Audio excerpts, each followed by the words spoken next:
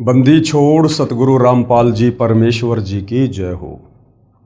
परमपिता परमात्मा सारी सृष्टि के रचनहार कुल मालिक असंख्य ब्रह्मांडों के स्वामी जगत गुरु तीनों लोकों में प्रवेश करके सबका धारण पोषण करने वाले राजाधिराज आत्माधार नाथों के नाथ देवों के देव महादेव सर्वेश्वर महेश्वर मृत्युंजय अजरो अमर आदि अनादि सनातनी प्रभु जगत पिता जगदीश्वर श्री श्री 1008 की उपाधि के वास्तविक अधिकारी अकाल मूर्त शब्द स्वरूपी राम वासुदेव सर्वगतम ब्रह्म परम पूज्य प्रथम पूज्य परम संत परम पुरुष परम धनी परम दयालु सत्य कबीर हक्का कबीर अल्लाहु कबीर अल्लाहु अकबर बाखबर अल्लाह ताला जगत के तारणहार जगत के मुक्तिदाता जगत के जगन्नाथ हारे के सहारे हिंदुओं के राम मुसलमानों के अल्लाह सिखों के वाहिगुरु ईसाइयों के मसीह दया के सागर दयानिधि करुणा के सागर करुणानिधि स्वयंभू परिभू संकट मोचन कष्ट हरण मंगल करण दुख भंजन अविगत कबीर निर्विकार निर्विषम परमात्मा अलय अलेख सतगुरु आदि अनादि सतगुरु असली मर्यादा पुरुषोत्तम असली राम असली कृष्ण असली घनश्याम असली मुरारी राजाओं के राजा महाराजाओं के महाराजा शहंशाहों के शहंशाह सम्राटों के सम्राट भगवानों के भगवान अल्लाहों के अल्लाह प्रभुओं के प्रभु मसीहाओं के मसीह सच्चे वाहिगुरु बाबाओं के बाबा पीरों के पीर सेठों के सेठ जगत सेठ सावड़सा सेठ सर्वगुण संपन्न अनंत कोटि कलाओं के स्वामी अनंत कोटि ब्रह्मांडों के नायक योगियों में महायोगी ध्यानियों में महाध्यानी सिद्धों में परम सिद्ध ज्ञानियों में तत्वज्ञानी ब्रह्मज्ञानी महाज्ञानी परम ज्ञानी सर्वश्रेष्ठ ज्ञानी विज्ञानी युवा कबीर समर्थ कबीर असमवात अमित ओजा सच्चे रहनुमा करीम अल्लाह सुभान अल्लाह दुनिया के अंतिम पैगंबर 8 सितंबर 1951 से गांव धनाना जिला सोनीपत हरियाणा भारतवर्ष की पावन भूमि पे प्रकट रियल कल्कि भगवान श्री नारायण साकार हरि श्री बाबा साहेब नूर अनंत परमात्मा सच्चे दरवेश सच्चे बाखबर संत श्रोमणी सतगुरु रामपाल जी परमेश्वर जी के चरण कमल में आप और हम सभी भाई बहनों का अनंत कोटि दंडवत प्रणाम। सत्साई भाई और बहनों, बहुत बड़ी दया बहुत बड़ी मेहर पूज्य गुरुदेव भगवान की परमेश्वर रामपाल जी की, जिनके शुभ आशीर्वाद से विशेष आशीर्वाद से उनके सत्संगों का संग्रह पवित्र पुस्तक ज्ञान गंगा के ऊपर वीडियो बनाने की श्रृंखला जारी है। इसी श्रृंखला में आज हमारा ये 34वें नंबर का वीडियो है।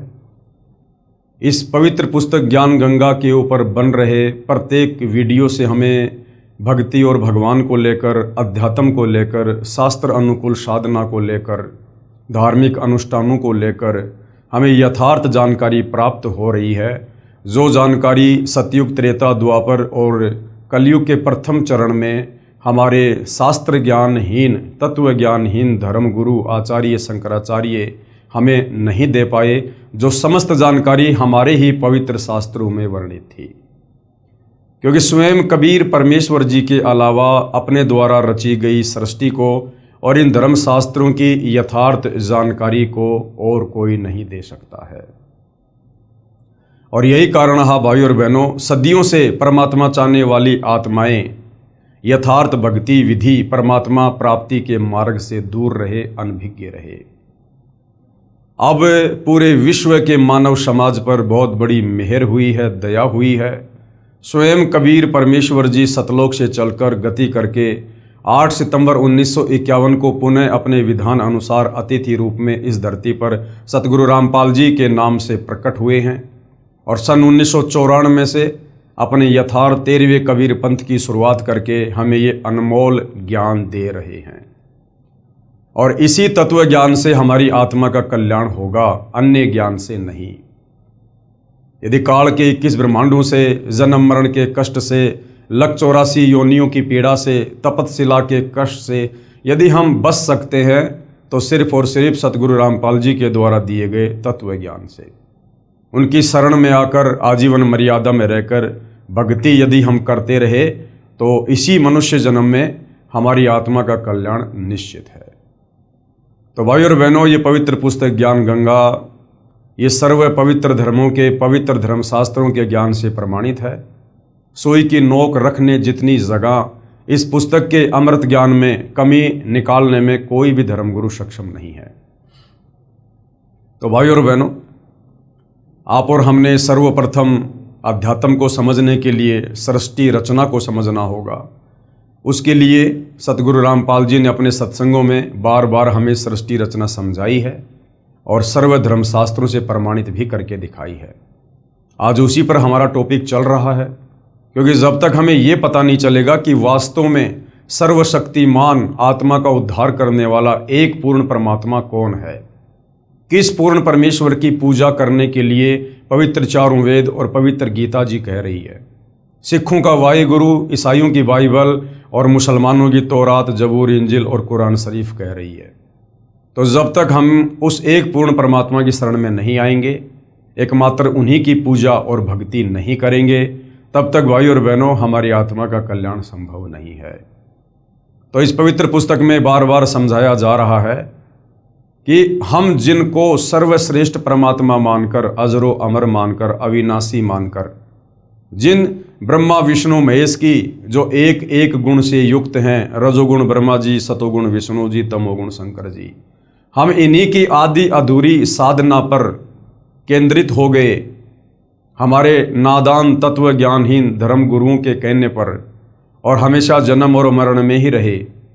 तो जब तक हमें ये पता नहीं चलेगा कि इन देवी देवताओं से ऊपर, ब्रह्मा विष्णु महेश से ऊपर, काल और दुर्गा से ऊपर कौन है वो पूर्ण परमात्मा जो हमें जन्म और मरण के कष्ट से छुटकारा दिलवा सकते हैं, तब तक भाई और बहनों हम भक्ति मार्ग पर दृढ़ता से कदम आगे नहीं रख सकते।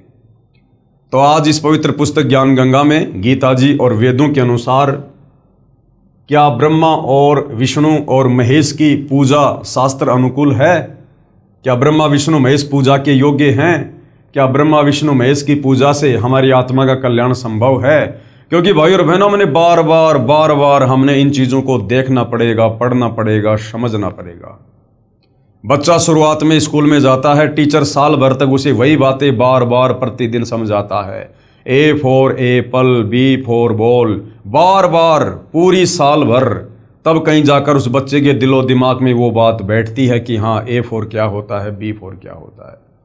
तो इसी प्रकार आध्यात्मिक ज्ञान के मामले में, चाहे देश का राष्ट्रपति हो, चाहे ब्रह्मा विष्णु महेश हो, हम सब नादान बालक हैं और सतगुरु रामपाल जी हमारे परमपिता परमेश्वर हैं, हमारे टीचर हैं, और टीचर ने बच्चे की बुद्धि के अनुसार वो चीज़ें समझानी होती हैं। तो जब तक हमारे दिलो दिमाग में ये चीज़ इन शास्त्रों को देखकर जो यथार्थता है घर नहीं करेगी कि वास्तव में ब्रह्मा विष्णु महेश नासवान हैं, ये जन्म और मरण में हैं, ये सर्वशक्तिमान भगवान नहीं हैं, इनकी पूजा गीता जी मना कर रही है, तब तक भाई और बहनों उस सुप्रीम गॉड तक हमारी सुरती कैसे पहुंचेगी? तो पवित्र पुस्तक ज्ञान गंगा पेज नंबर 275, यथार्थ ज्ञान प्रकाश विषय। रजगुण ब्रह्मा जी यानी श्री ब्रह्मा जी जो दुर्गा के बड़े बेटे हैं, काल के बड़े बेटे हैं, यानी काल और दुर्गा ब्रह्मा विष्णु महेश के माता पिता हैं। तो रजगुण श्री ब्रह्मा जी हैं, यानी ब्रह्मा जी को रजोगुण से युक्त किया हुआ है। सतगुण श्री विष्णु जी हैं, यानी विष्णु जी को सतोगुण से युक्त किया हुआ है, तथा तमगुण शिव जी यानी शंकर जी को तमोगुण से युक्त कर रखा है। इन त्रिदेवों की पूजा व्यर्थ कही है, इन तीनों देवताओं की पूजा गीता जी में मना है, व्यर्थ है। क्या कहा गुरुदेव ने? यही गीता ज्ञान दाता प्रभु कौन? ये काल ब्रह्मा विष्णु महेश का पिता, जो श्री कृष्ण जी में प्रेतवत प्रवेश करके महाभारत युद्ध के दौरान अर्जुन को गीता जी का ज्ञान बता रहा है।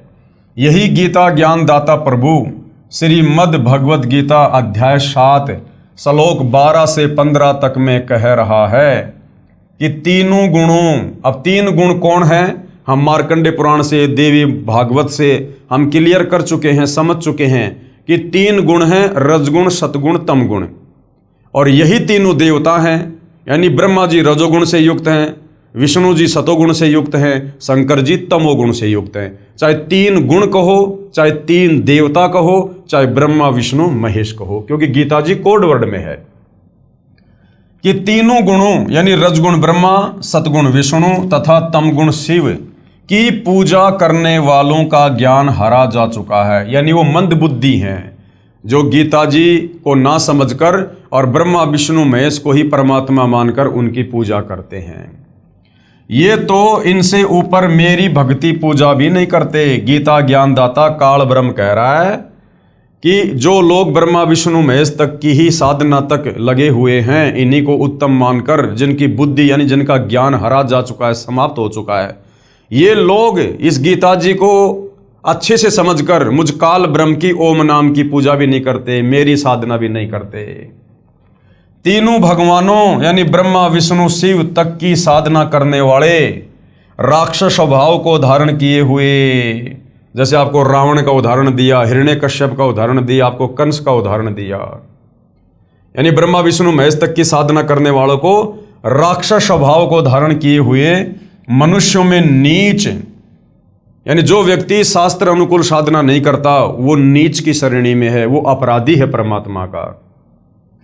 दुष्कर्म करने वाले, रावण सीता जी को उठा लाया और भगवान शंकर की पूजा करता था, तो ऐसे दुष्कर्मी लोग हैं, यानी उनको कभी सद्बुद्धि नहीं आ सकती जो तीनों गुणों की भक्ति करते हैं। दुष्कर्म करने वाले मूर्ख इन तीनों से ऊपर यानी ब्रह्मा विष्णु महेश की भक्ति से ऊपर मुझ ब्रह्म की पूजा भी नहीं करते।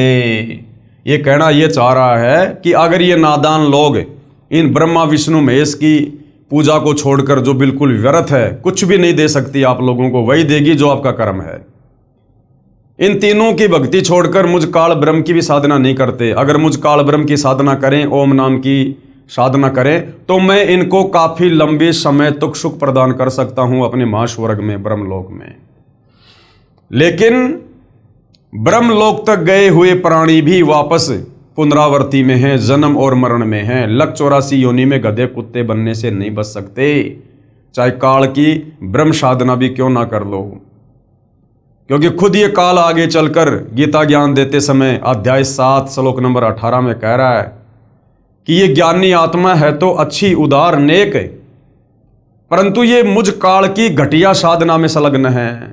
ये मेरी ओम नाम की साधना में लगी हुई हैं और मेरी ओम नाम की साधना अनुतमाम यानी अश्रेष्ठ, घटिया है। क्योंकि ओम नाम की साधना करके कहाँ जाएगा साधक? ब्रह्मलोक में, महास्वर्ग में, और वहां अपना कर्म भोगकर फिर वापस जन्म मरण में, लक 84 योनियों में, गधे कुत्ते सूअर के शरीर में, नरक में, तपतशिला पर। तो काल कह रहा कि मेरी ओम नाम की साधना भी घटिया है, लेकिन ये जो अच्छी आत्मा है, ज्ञानी आत्मा है, इनको वेद समझ में नहीं आई, गीता समझ में नहीं आई, क्योंकि इनको तत्वदर्शी संत नहीं मिला, जिस कारण से इन्होंने इन चारों वेदों से, गीता जी से एक ओम नाम को सेलेक्ट कर लिया पूर्ण परमात्मा का जानकर। लेकिन इन नादानों को क्या पता कि वो ओम नाम तो मुझ काल का है। श्रीमद् भगवद गीता के ज्ञानदाता प्रभु ने यानी काल में अध्याय 7 श्लोक 18 में अपनी भक्ति को भी यानी ओम नाम की साधना को भी अनुत्तम यानी घटिया कहा है। इसलिए अध्याय 15 श्लोक 4 तथा अध्याय 18 श्लोक 62 व 66 में किसी अन्य परमेश्वर की शरण में जाने को कहा है। इसलिए गीता ज्ञानदाता काल ब्रह्म अपने से अन्य उस परम अक्षर ब्रह्म की, उस तत्व ब्रह्म की, कबीर परमेश्वर की शरण में जाने को अर्जुन को कह रहा है। जिस समय गीता जी का ज्ञान बोला जा रहा था उससे पहले न तो 18 पुराण थे और न ही कोई 11 उपनिषद व 6 शास्त्र ही थे, जो बाद में ऋषियों ने अपने अपने अनुभव की पुस्तकें रची है। उस समय केवल पवित्र चारों वेद ही रूप में प्रमाणित थे और उन्हीं पवित्र चारों वेदों का सारांश पवित्र गीता जी में वर्णित है। अब आगे परमेश्वर हमें क्या समझाना चाह रहे हैं कि पुण्यात्माओं, परमात्मा की भक्ति से और भक्ति से जो लाभ होते हैं उससे मानव समाज, भगत समाज क्यों दूर बैठा रहा?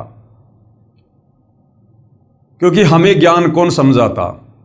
जो लोग शास्त्रों को पढ़ते हैं, जिनको संस्कृत का ज्ञान था, जिनको हम विद्वान कहा करते थे, पंडित लोग, ब्राह्मण लोग, इन्होंने ठेका ले रखा था शास्त्रों को पढ़ने का और दुनिया को भक्ति के बारे में बताने का। और ये स्वयं तत्व ज्ञानहीन थे।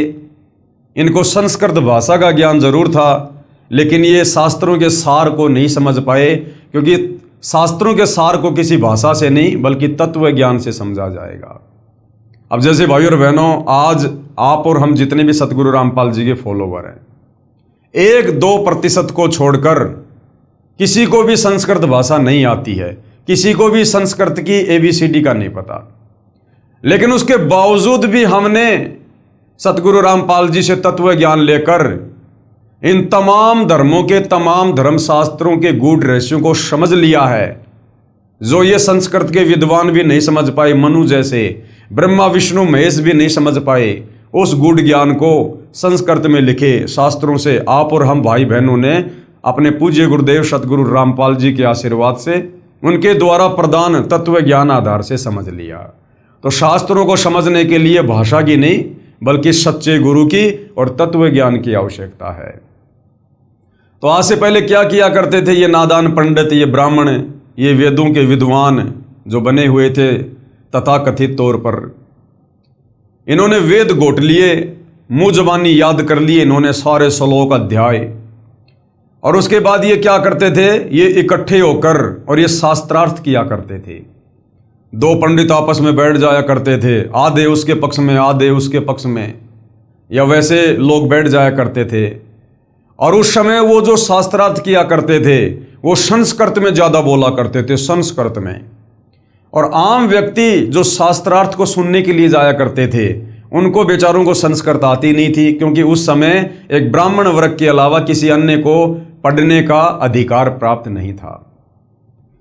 तो वो जो श्रोतागण थे जिनको संस्कृत भाषा का ज्ञान नहीं था, शास्त्रों का ज्ञान नहीं था, वो कैसे निर्णय करते थे कि कौन विद्वान है कौन विद्वान नहीं है। जो सबसे ज़्यादा संस्कृत बोलता रहता, एक दूसरे के ऊपर हावी हो जाता, उसको अंत में वो अनपढ़ श्रोतागण विजयी घोषित कर दिया करते थे कि वाह पंडित जी वाह, आधे घंटे से रुक ही नहीं रहा संस्कृत बोलने से। जबकि श्रोताओं को ये नहीं पता कि वो संस्कृत में गालियां दे रहा है या शास्त्रों के श्लोक बोल रहा है या अपने घर की रामायण बोल रहा है, उन्हें कुछ नहीं पता था। लेकिन जो जितना ज़्यादा बोल लेता था दूसरे पर हावी हो जाता था, उन नादान श्रोताओं के अनुसार वही विजयी हो जाता था और वो श्रोता तालियां पीट दिया करते थे। तो इस कारण से भाइयों और बहनों, ये तथाकथित धर्म गुरु समाज में विद्वान बने रहे, और इन शास्त्रों का ज्ञान ना होने के चलते आप और हम भाई बहन मूर्ख बने रहे। अब परमेश्वर रामपाल जी ने आकर दया की है। इस कलयुग की बिचली पीढ़ी का समय परमेश्वर ने पहले से भक्ति युग निर्धारित किया, आप और हमें शिक्षा दी, ये वैज्ञानिक उपकरण दिए, सर्व धर्मशास्त्रों को आज परमात्मा ने सुलभ करवाया, इनको प्रिंट करवाया, जगह जगह गांव-गांव नगर में पहुंचाया। साथ में परमेश्वर ने संस्कृत से सभी भाषाओं में ट्रांसलेट करवाया, अनुवाद करवाया, ताकि आम व्यक्ति आसानी से इनको पढ़ सके। साथ में परमेश्वर ने टीवी, कंप्यूटर, मोबाइल दे दिए, ताकि अपने मोबाइल में जब चाहे जिस अध्याय को, जिस श्लोक को, जिस भाषा में पढ़ सके। ऐसी सुविधा परमेश्वर ने आप और हमारी आत्मा के कल्याण के लिए सुलभ करवाई, जो असंभव थी। तो क्या कहते हैं गुरुदेव, शास्त्रार्थ ने परमेश्वर के तत्व ज्ञान को उलझाया। इस शास्त्रार्थ ने अर्थात ज्ञान चर्चा ने कब, परमेश्वर सतगुरु रामपाल जी के धरती पर आने से पहले जो ये ज्ञान चर्चा हुआ करती थी इन संस्कृत के विद्वानों की, इस शास्त्रार्थ ने, उस प्रकार की ज्ञान चर्चा ने केवल परमेश्वर के ज्ञान को, इन शास्त्रों के ज्ञान को उलझाया है, सुलझाया नहीं है। शास्त्रार्थ कैसे होता था, यानी ज्ञान चर्चा कैसे हुआ करती थी? 2 विद्वान प्रश्न उत्तर किया करते थे तथा श्रोतागण भी बहुत संख्या में शास्त्रार्थ यानी ज्ञान चर्चा सुनने के लिए विराजमान होते थे। हार जीत का फैसला श्रोताओं के हाथ में होता था, जो अनपढ़ थे, जिन्हें स्वयं ज्ञान नहीं कि ये क्या कह रहे हैं। जिसने ज्यादा संस्कृत लगातार उच्चारण की तो श्रोतागण ताली बजाकर विजयी होने का प्रमाण देते थे। इस तरह विद्वानों की हार जीत का फैसला अविद्वानों के हाथों में था।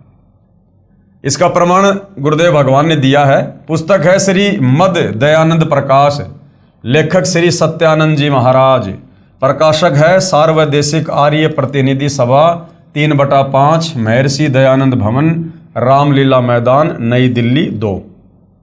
गंगा कांड 8वां सर्ग, पेज नंबर 89 पर से ज्यों का त्यों। लेख 3 दिन तक प्रति साय यानी रोजाना शाम को कृष्णानंद जी और स्वामी कौन, दयानंद जी का शास्त्रार्थ होता रहा।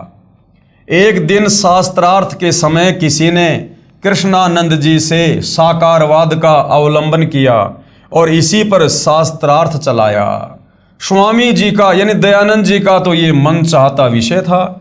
उन्होंने धारा प्रवाह संस्कृत बोलते हुए निराकार सिद्धांत पर वेदों और उपनिषदों के प्रमाणों की एक लड़ी पिरो दी और कृष्णानंद जी को उनका अर्थ मानने के लिए बाधित किया।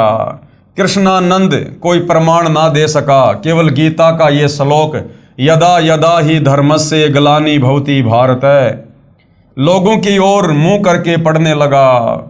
कृष्णानंद जी कहने लगा, रे भैया गीता जी कह रही है कि भगवान साकार है, यदा यदा ही धर्मस्य ग्लानि भवति भारत, यानी जब जब धरती पर अधर्म का बोलबाला होता है, धर्म की हानि होती है, पाप बढ़ता है, तो मैं अपने अंश अवतार सर्जन करता हूं।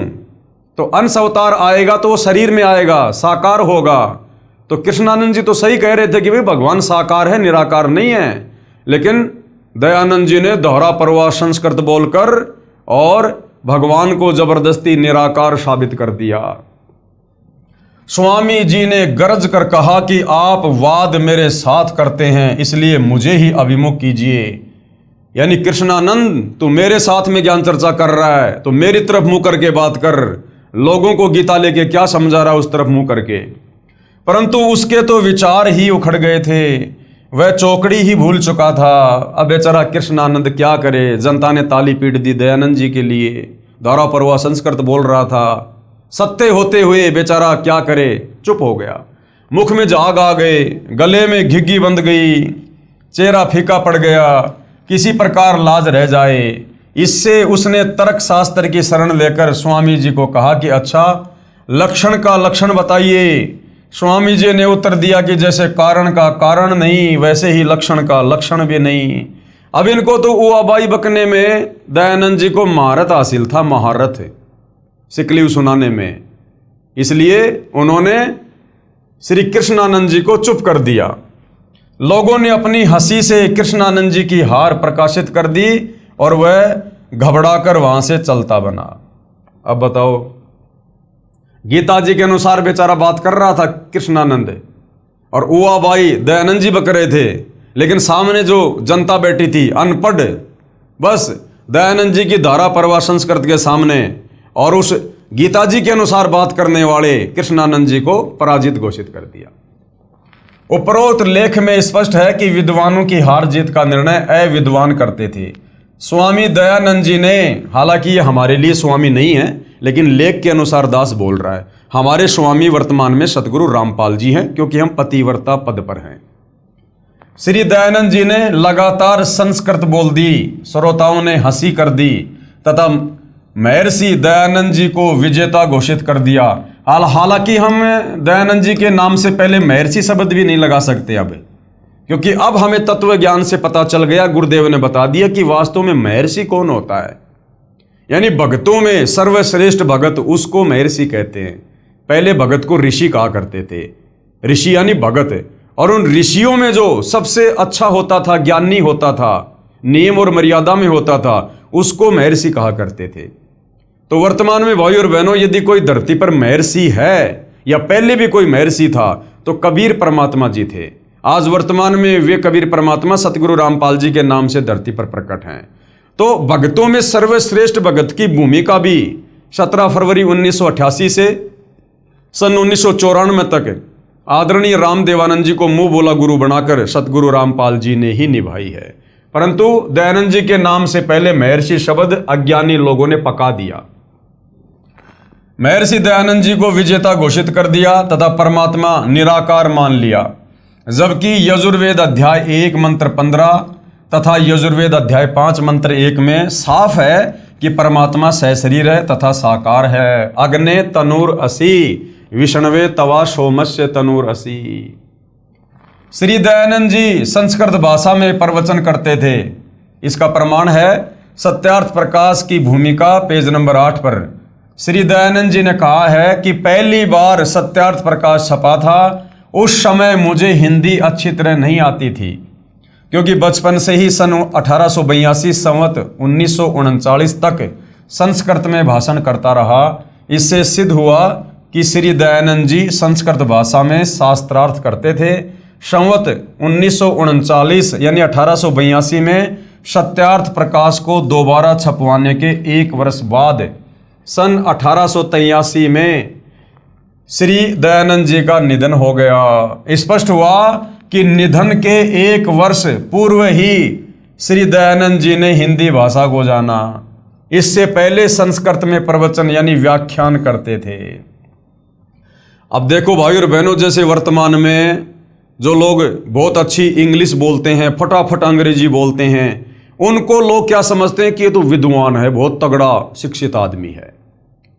ऐसे ही भाई और बहनों, पहले के समय में जो संस्कृत ज़्यादा बोलता था उसको विद्वान माना जाता था। अब वो ना तो वो संस्कृत भाषा जानने वाला विद्वान था और ना आज वर्तमान में अंग्रेजी भाषा को जानने वाला विद्वान है। हाँ, यदि संस्कृत के साथ साथ उसको तत्व ज्ञान है, वो तत्वदर्शी संत की शरण में है, तो वो भगत होकर भी विद्वान है। और वर्तमान में जिसको अंग्रेजी बहुत अच्छी आती है और यदि वो तत्वदर्शी सतगुरु रामपाल जी की शरण में नहीं है, उसको तत्व ज्ञान नहीं है, शास्त्रों का यथार्थ ज्ञान नहीं है, तो वो कोई विद्वान नहीं है, वो केवल एक भाषा विशेष का जानकार है, इससे ज़्यादा कुछ भी नहीं है। श्रोतागण संस्कृत से अपरिचित होते थे और वे ही विद्वानों की हार जीत का फैसला किया करते थे। अब ये दासों का भी दास यानी स्वयं को सतगुरु रामपाल जी का अधीन भाव में दर्शाते हुए आप और हमें शिक्षा देते हुए कह रहे हैं कि अब ये दासों का भी दास रामपाल दास चाहता है कि सभी पवित्र धर्मों की परमात्मा चाहने वाली पुण्यात्माएं तत्व ज्ञान से परिचित हो जाएं, तब स्वयं लाल व लालड़ी की परख यानी पहचान कर लिया करेंगे। अब गुरुदेव चाहते हैं कि बच्चों, मैं तुम्हें इन धर्मशास्त्रों से परिचित करवा दूं, सृष्टि रचना समझा दूं, और अब तुम खुद ही इन शास्त्रों को पढ़कर जो हर भाषा में अनुवादित हैं, तुम खुद फैसला कर लो कि कौन विद्वान था और कौन विद्वान है, कौन तत्व ज्ञानहीन था और कौन तत्व ज्ञान युक्त है। हम स्वयं ही लाल और लालड़ी की यानी ज्ञान और अज्ञान की पहचान कर लें।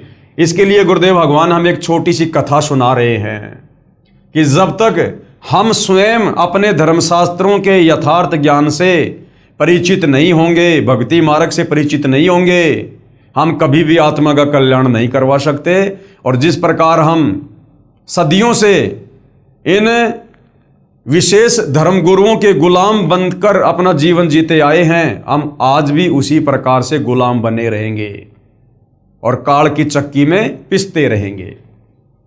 तो गुरुदेव छोटी सी एक कथा सुना रहे हैं। एक सेठ के 2 पुत्र थे, एक 16 वर्ष का, दूसरा 18 वर्ष का। पिताजी का देहांत हो गया यानी सेठ जी की मृत्यु हो गई।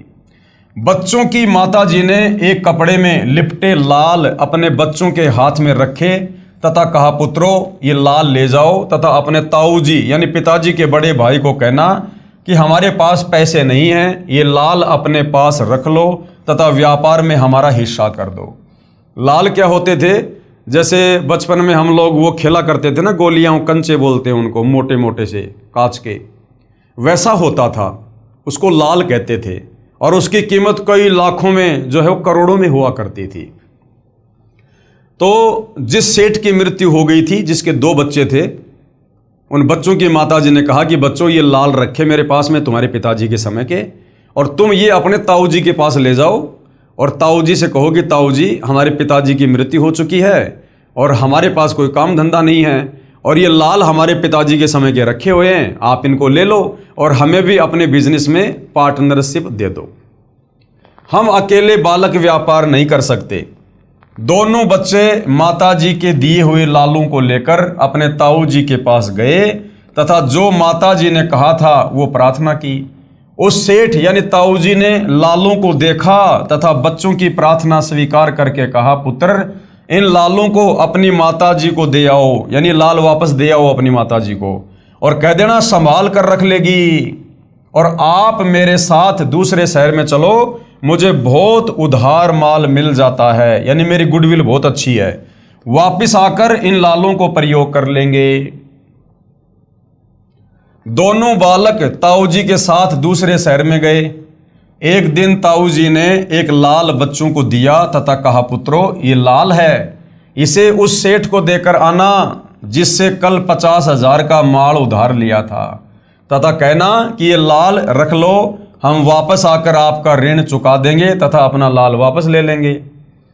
दोनों बच्चों ने सेठ को उपरोक्त विवरण कहा। तब सेठ ने एक जोरी बुलाया। जोरी क्या होता था? जो लाल को देखता था, उसकी परख करता था कि ये नकली है या असली है। तो सेठ ने एक जोरी बुलाया। जोहरी ने लाल को परख कर बताया कि ये लाल नहीं है, ये तो लालड़ी है। क्या है? लालड़ी, यानी ये तो नकली है, ये तो 2 रुपए का भी नहीं है, जो 100 रुपए की भी नहीं है। लाल की कीमत तो 9 लाख रुपए होती है।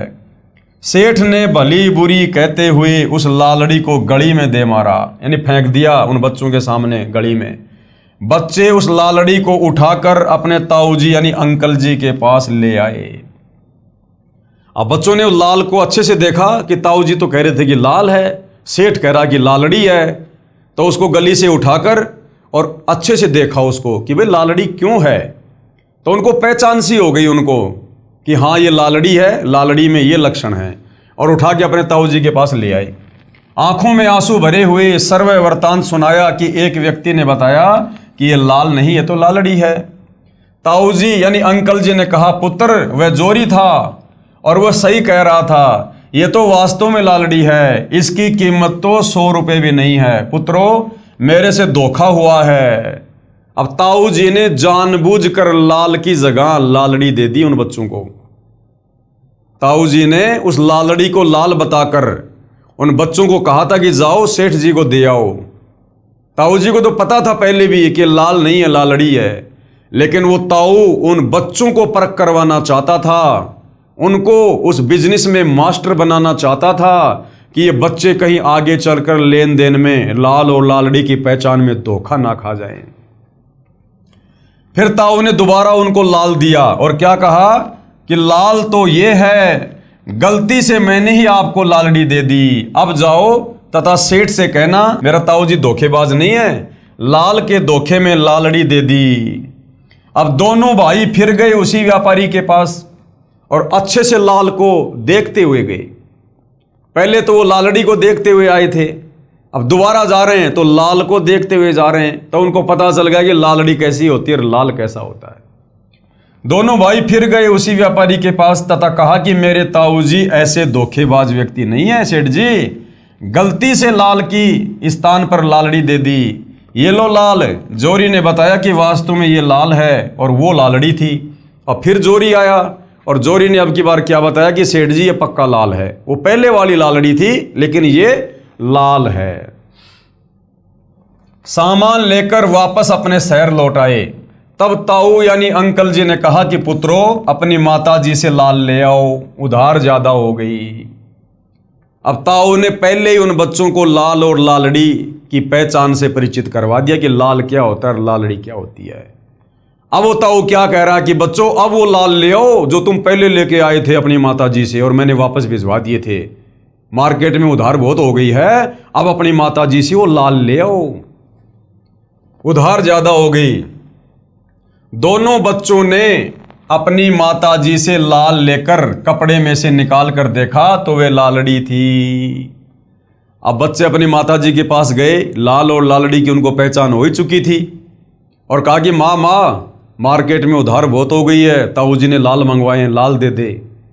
तो माँ ने कहा ले बेटा मैंने तो तब से रखे हुए हैं, माँ ने निकाल के दे दिए। अब बच्चों ने देखा कि हम चेक तो कर लें कि ये लाल है या लालड़ी है, क्योंकि उनको पहचान हो गई थी, ताऊ ने पहचान करवा दी थी।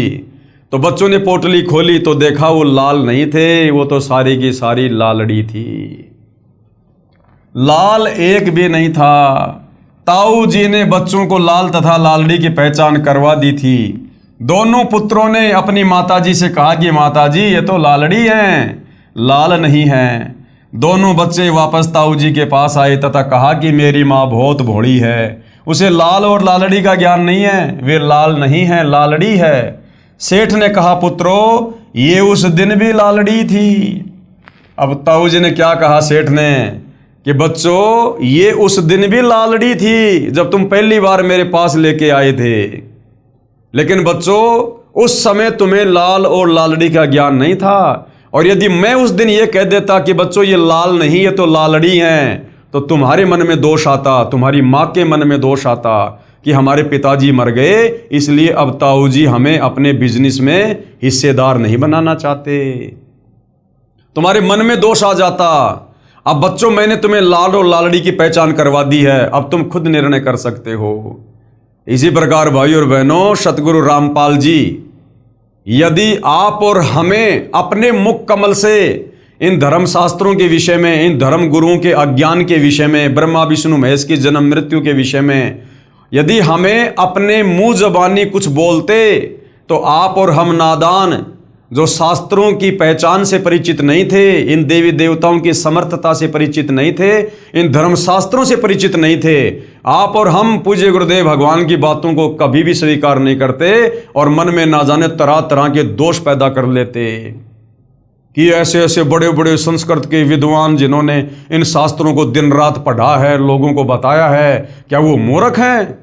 सतगुरु रामपाल जी जिन्होंने कभी संस्कृत नहीं पढ़ी हैं, जिनके खानदान में कभी कोई सत्संगी नहीं था, कोई संस्कृत का ज्ञाता नहीं था, और ये अपने आप को कह रहे हैं कि मैं ही हूं इन सभी धर्मशास्त्रों का ज्ञाता, तो हमारे मन में ना जाने क्या क्या दोष प्रकट हो जाते और हम भगवान की भक्ति से वंचित हो जाते। इसलिए सतगुरु रामपाल जी ने आप और हमें पहले इन्हीं धर्मशास्त्रों को दिखा दिखाकर, इन्हीं धर्म गुरुओं के अनुवादों को दिखा दिखाकर आज आप और हमें लाल और लालड़ी से, विद्वान और अविद्वान से, इन धर्मशास्त्रों में लिखी गूढ़ सच्चाई से परिचित करवा दिया कि तुम्हारे ब्रह्मा विष्णु महेश कहाँ तक के भगवान है, कितने समर्थ हैं, अविनाशी है या नाशवान हैं, दुर्गा और काल ये कौन हैं, क्यों यहाँ पर अपना कर्म भोग रहे हैं, क्या इनकी भक्ति शास्त्रों में उत्तम है या अनुत्तम है। आज सारी बातों की जानकारी हमें गुरुदेव भगवान ने करवा दी, लाल और लालड़ी की पहचान करवा दी। अब हमें कोई अध्यात्म के मामले में, भक्ति मार्ग के मामले में, भगवान की पहचान के मामले में धरती पर कोई धोखा नहीं दे सकता। तो ताऊ जी ने क्या कहा? सेठ ने कहा, पुत्रो ये उस दिन भी लालड़ी थी जिस दिन मेरे पास लेकर आए थे। यदि मैं लालड़ी कह देता तो आपकी माता जी कहती कि मेरा पति नहीं रहा, इसलिए अब मेरे लालू को भी लालड़ी बता रहा है। पुत्रो आज मैंने आपको ही लाल तथा लालड़ी की परख यानी पहचान करने योग्य बना दिया, अब आपने स्वयं फैसला कर लिया। तो आज सतगुरु रामपाल जी ने अपने तत्व ज्ञान से, सृष्टि रचना से, धर्मशास्त्रों को दिखा दिखाकर और पूरे विश्व के मानव समाज को, जो परमात्मा चाहने वाली आत्मा है, उन सबको धर्मशास्त्रों की और इन देवी देवताओं की यथार्थता से परिचित करवा दिया। आज हमें कोई धोखा नहीं दे सकता। विशेष इसी प्रकार आज ये दास, यानी सतगुरु रामपाल जी स्वयं के लिए कह रहे हैं, इसी प्रकार आज ये दास यही चाहता है कि तत्व ज्ञान को जन जन तक पहुंचाऊं तथा शास्त्रों के प्रमाण देखकर आप स्वयं परख यानी पहचान करने योग्य होकर संत असंत को पहचान सको कि वास्तव में धरती पर पूर्ण संत कौन है, या ये बड़े बड़े संस्कृत बोलने वाले विद्वान गले में ये रुद्राक्ष की माला पहन के, लंबा लंबा चोटा, लंबी लंबी दाढ़ी, मूछ या गेरवा, लाल पीला सफेद कपड़ा पहनकर जो धूणे लगाकर बड़े बड़े आश्रम खोलकर बैठे हैं आचार्य शंकराचार्य मंडलेश्वर, क्या ये संत हैं? तो आज सतगुरु रामपाल जी ने हमें क्लियर कर दिया, कति साफ कर दिया उन्होंने अध्यात्म को। मन में कोई शंका नहीं हो सकती यदि आप उनके सत्संग कुछ दिन अच्छे से सुन लोगे, रुचि लेकर, निष्पक्ष होकर। शास्त्रार्थ यानी ज्ञान चर्चा विद्वान किया करते थे तथा हार जीत का फैसला अविद्वानों के हाथों में था। ये दास यानी गुरुदेव अपने लिए कह रहे हैं, ये दास चाहता है कि पहले प्रभु प्रेमी पुण्यात्माएं शास्त्रों को समझें, फिर स्वयं जान जाएंगे कि ये संत व महर्षि जी क्या पढ़ाई पढ़ा रहे हैं। अब 650 साल पहले भाई और बहनों, जब कबीर परमेश्वर जी बनारस के काशी में लहरतारा तालाब पर सतलोक से चलकर शिशु रूप में कमल के विकसित फूल पे प्रकट हुए थे और 120 साल तक कबीर परमेश्वर जी ने सन 1398 से 1518 तक एक मनुष्य रूप में उन्होंने लीला की, अपने तत्व ज्ञान को जन जन तक पहुंचाया। लेकिन उस समय के ये जो अविद्वान थे और भोली भाली जनता की नज़रों में जो विद्वान बने हुए थे संस्कृत भाषा का ज्ञान होने के चलते, इन्होंने कबीर परमेश्वर जी के सतज्ञान को अपने अज्ञान के माध्यम से ऊपर नहीं आने दिया। अब भाइयों और बहनों, ऐसी भी बात नहीं है कि कबीर परमात्मा कोई कमज़ोर थे या कबीर परमात्मा के ज्ञान को ये काल प्रेरित, ये साधु संत महात्मा आचार्य शंकराचार्य ये दबाने में सक्षम थे। नहीं, 650 साल पहले आकर कबीर परमेश्वर जी ने कुछ उदाहरण पेश करने थे। 650 साल पहले का समय मोक्ष का प्राइम टाइम नहीं था, इसलिए परमात्मा ने अपनी शक्ति का प्रयोग नहीं करना था। केवल परमेश्वर ने एक उदाहरण पेश करके जाना था बस, कि जो ज्ञान उन्होंने 650 साल पहले दिया एक अनपढ़ की भूमिका करते हुए, आज वही ज्ञान सर्वधर्मों के सर्वधर्मशास्त्र व्याख्यान कर रहे हैं, समर्थन दे रहे हैं कि हाँ, कबीर परमेश्वर जी ने 650 साल पहले जो ज्ञान दिया था अपनी कबीर वाणी में, आज सभी धर्मों के सभी धर्मशास्त्र उसी ज्ञान का समर्थन कर रहे हैं। हमारे धर्मशास्त्रों में वो बातें जो कि त्यों लिखी है भक्ति और भगवान के विषय में। तो 650 साल पहले कबीर परमेश्वर जी एक अनपढ़ व्यक्ति की भूमिका कर रहे थे, अनपढ़ संत की भूमिका में थे। हालांकि उन्हें कोई संत नहीं माना करता था, लेकिन वो तो कबीर परमेश्वर जी की पावर थी, उनके ज्ञान की पावर थी, जो मजबूरन लोगों ने मानना पड़ा। लेकिन जो ये तथाकथित जो शास्त्री थे, पंडित थे, जो विद्वान थे, धर्मगुरु थे, आध्यात्मिक क्षेत्र में जो लोगों का मार्गदर्शन किया करते थे, उन्हीं को पंडित और ब्राह्मण कहते हैं। जाति वालों से कोई संबंध नहीं है। तो इन लोगों ने अपनी अटपट करके और उस समय की जो अनपढ़ जनता थी उस अनपढ़ता का फायदा उठाकर और इन्होंने हमेशा कबीर परमेश्वर जी के ज्ञान को छोटा साबित करने का प्रयास किया। और उस समय एक महर्षि सर्वानंद जी थे, जो अपने आप को तमाम शास्त्रों का ज्ञाता मानते थे, संस्कृत के बड़े विद्वान कहलाते थे, और उन्होंने कबीर परमेश्वर जी के साथ में शास्त्रार्थ किया। हालांकि आगे चलकर वो कबीर जी के शिष्य बन गए, फिर उन्होंने अपनी हार स्वीकार कर ली थी। लेकिन जिस समय सर्वानंद जी का और कबीर परमेश्वर जी का शास्त्रार्थ हो रहा था, वो किस आधार पर हो रहा था? कबीर परमात्मा सत्य बात कह रहे थे और सर्वानंद जी केवल संस्कृत भाषा में ही भाषण दे रहे थे, और वहाँ भीड़ जो बैठी थी वो अनपढ़ लोगों की थी। तो सर्वानंद जी के मुख से धारा प्रवाह संस्कृत सुनकर और लोगों ने तालियां बजा दी कि सर्वानंद विजयी हुआ और कबीर जी पराजय हुआ। शास्त्रार्थ महर्षि सर्वानंद तथा परमेश्वर कबीर यानी कबीर देव का।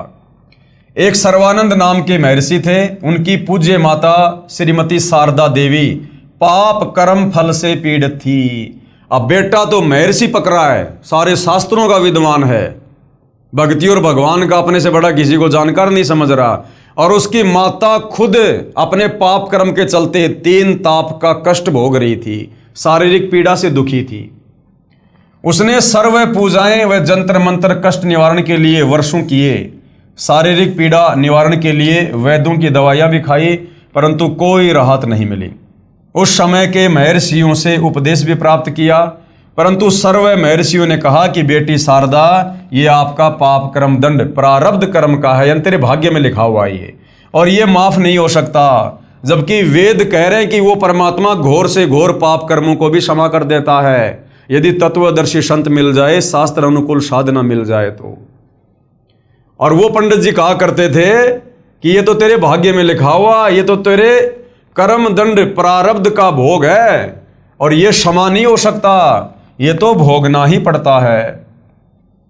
और क्या उदाहरण दिया करते थे कि भगवान श्री राम ने बाली का वध किया था, उस पाप कर्म का दंड श्री राम यानी विष्णु वाली आत्मा ने श्री कृष्ण बनकर भोगा। श्री बाली वाली आत्मा शिकारी बनी, जिसने श्री कृष्ण जी के पैर में जहरीला तीर मारकर वध किया। तो शारदा, तेरे को भी भोगना ही पड़ेगा। इस प्रकार गुरुजी व महंतों व संतों ऋषियों के विचार सुनकर दुखी मन से भगतमती शारदा अपना प्रारब्ध यानी पाप कर्म का कष्ट रो रो कर भोग रही थी।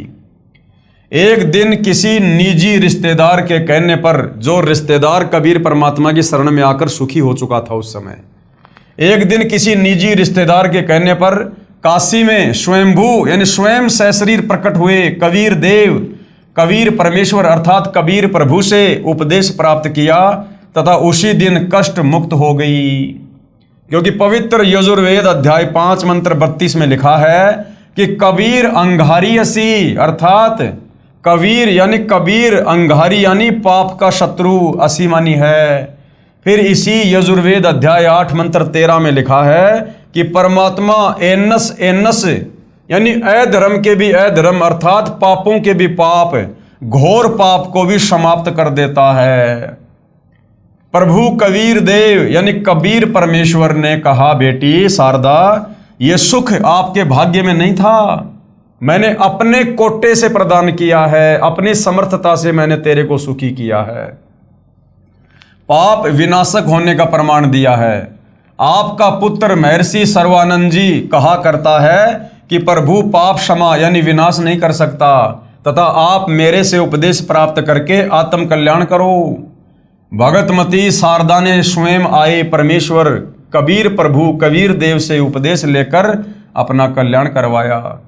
महर्षि सर्वानंद जी को, जो भगतमती शारदा का पुत्र था, शास्त्रार्थ का बहुत ज़्यादा चाव था। उसने अपने समकालीन सभी विद्वानों को शास्त्रार्थ करके पराजित कर दिया।